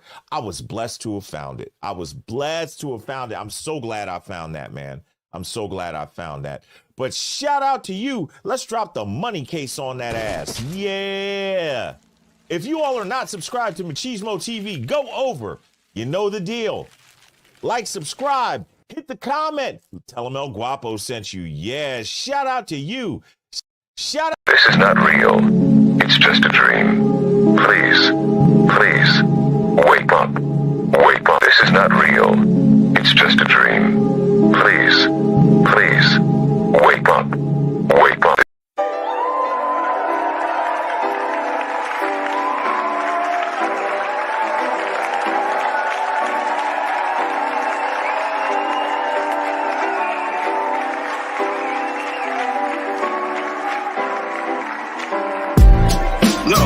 Yo, but you can't talk over me. You can't tell me stop and give me a chance to make the point that you need to listen to. Don't cut off. I need to make a clear point. When am I allowed to make a point that you don't cut me off? You've been talking overwhelmingly during this segment. Yeah, you know, I'm happy to give you the time. But no, you're not. No, you're not. No, you're not. No, you're not.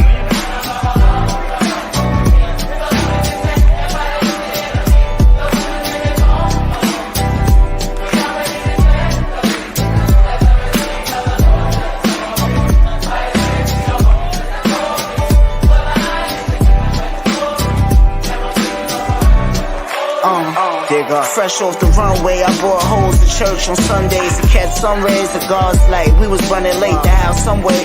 Touch plays through the graves, kept the Glock on my waist for niggas invading graves.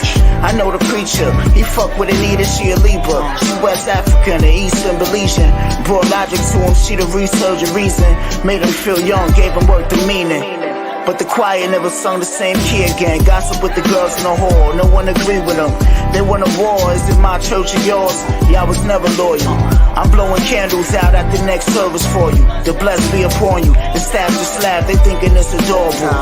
The love and the hearse to the church, the bench work, the hour song spent in worship. The bells, the keys, clapped hands, a sweet sermon. The clutter, me at the showers in the back. We talk praise with the lady in the flower hat. She could talk for an hour flat. She'll even let you doze off, dust your clothes off during your power nap. Just slightly enough so you won't wait. Just another service on Sunday. Wow.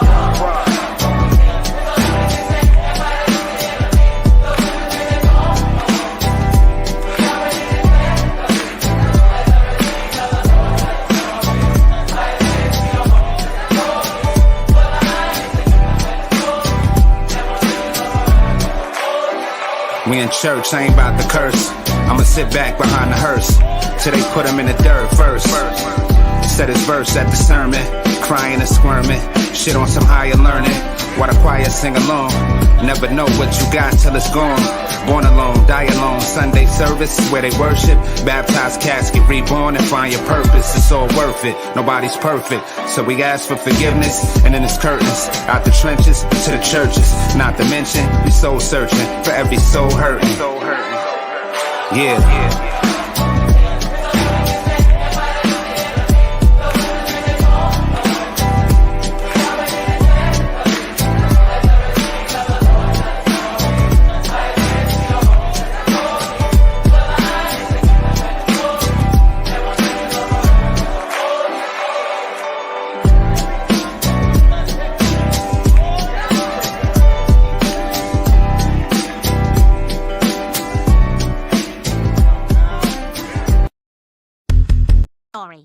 Hey, where's Stewie? That's tomorrow, and that is it for us today. Okay, I don't know. Whatever it is, it's not right on the teleprompter. There it is. We are going to do Sting, yeah. There's no words there. To play us out. What does that mean, to play us out? To end the show? Yeah. All right, go. In 5, 4, 3. That's tomorrow, and that is it for us today, and we'll leave you with a... I can't do it. We'll do it live. Fuck it. Do it live! I'll write it, and we'll do it live! Fucking thing sucks! In 5, 4, 3. That's tomorrow, and that is it for us today. I'm Stewie Griffin. Thanks for watching. We'll leave you with Sting and a cut off his new album. Take it away.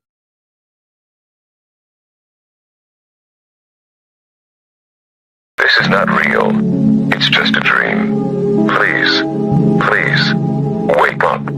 Wake up. This is not real. It's just a dream. Please, wake up. I told you. Steppenwolf would fail. Yes, you did. My master, now that the mother boxes have been destroyed, how will you retrieve your great prize? Anti-life is found, Assad, and we will stop at nothing to possess it. Ready the Armada. We will use the old ways.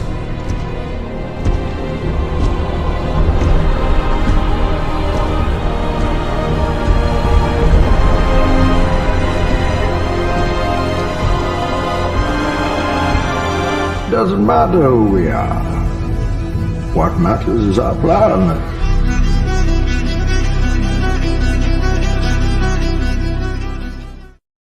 Doesn't matter who we are. I came here to rescue you from him. Well, we all appreciate your concern, Colonel. And we'll try to be extra careful. I'm just amazed that he allowed any of your posse to live. Is that right? Strictly speaking, he slipped up. You're lucky to be breathing. That's just great. Colonel, you came out here to find out why one of your machines blew a gasket. You don't seem to want to accept the fact that you're dealing with an expert in guerrilla warfare. With a man who's the best. With guns, with knives, with his bare hands. A man who's been trained to ignore pain. Ignore weather. To live off the land. To eat things that'll make a billy goat puke. Kill. Period. Win by attrition. This is not real. Welcome to Machismo TV, the ultimate destination for modern men seeking to upgrade their lifestyle. Our channel covers a range of topics including current events, fitness, personal development, and technology to help you look, feel, and live your best life. Tune in for actionable advice and engaging discussions.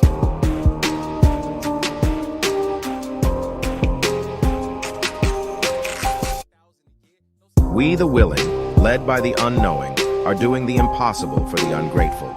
We have done so much, with so little for so long, we are now qualified to do anything, with nothing.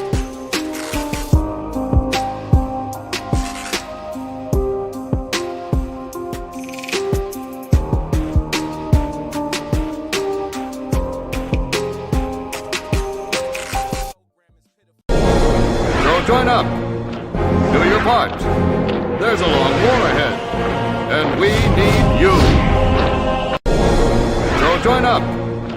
Do your part. There's a long war ahead, and we need you. Have you any idea how successful censorship is on TV? Don't know the answer? Successful, isn't it? Have you any idea how successful censorship is on TV? Don't know the answer? Successful, isn't it? Welcome to Machismo TV, the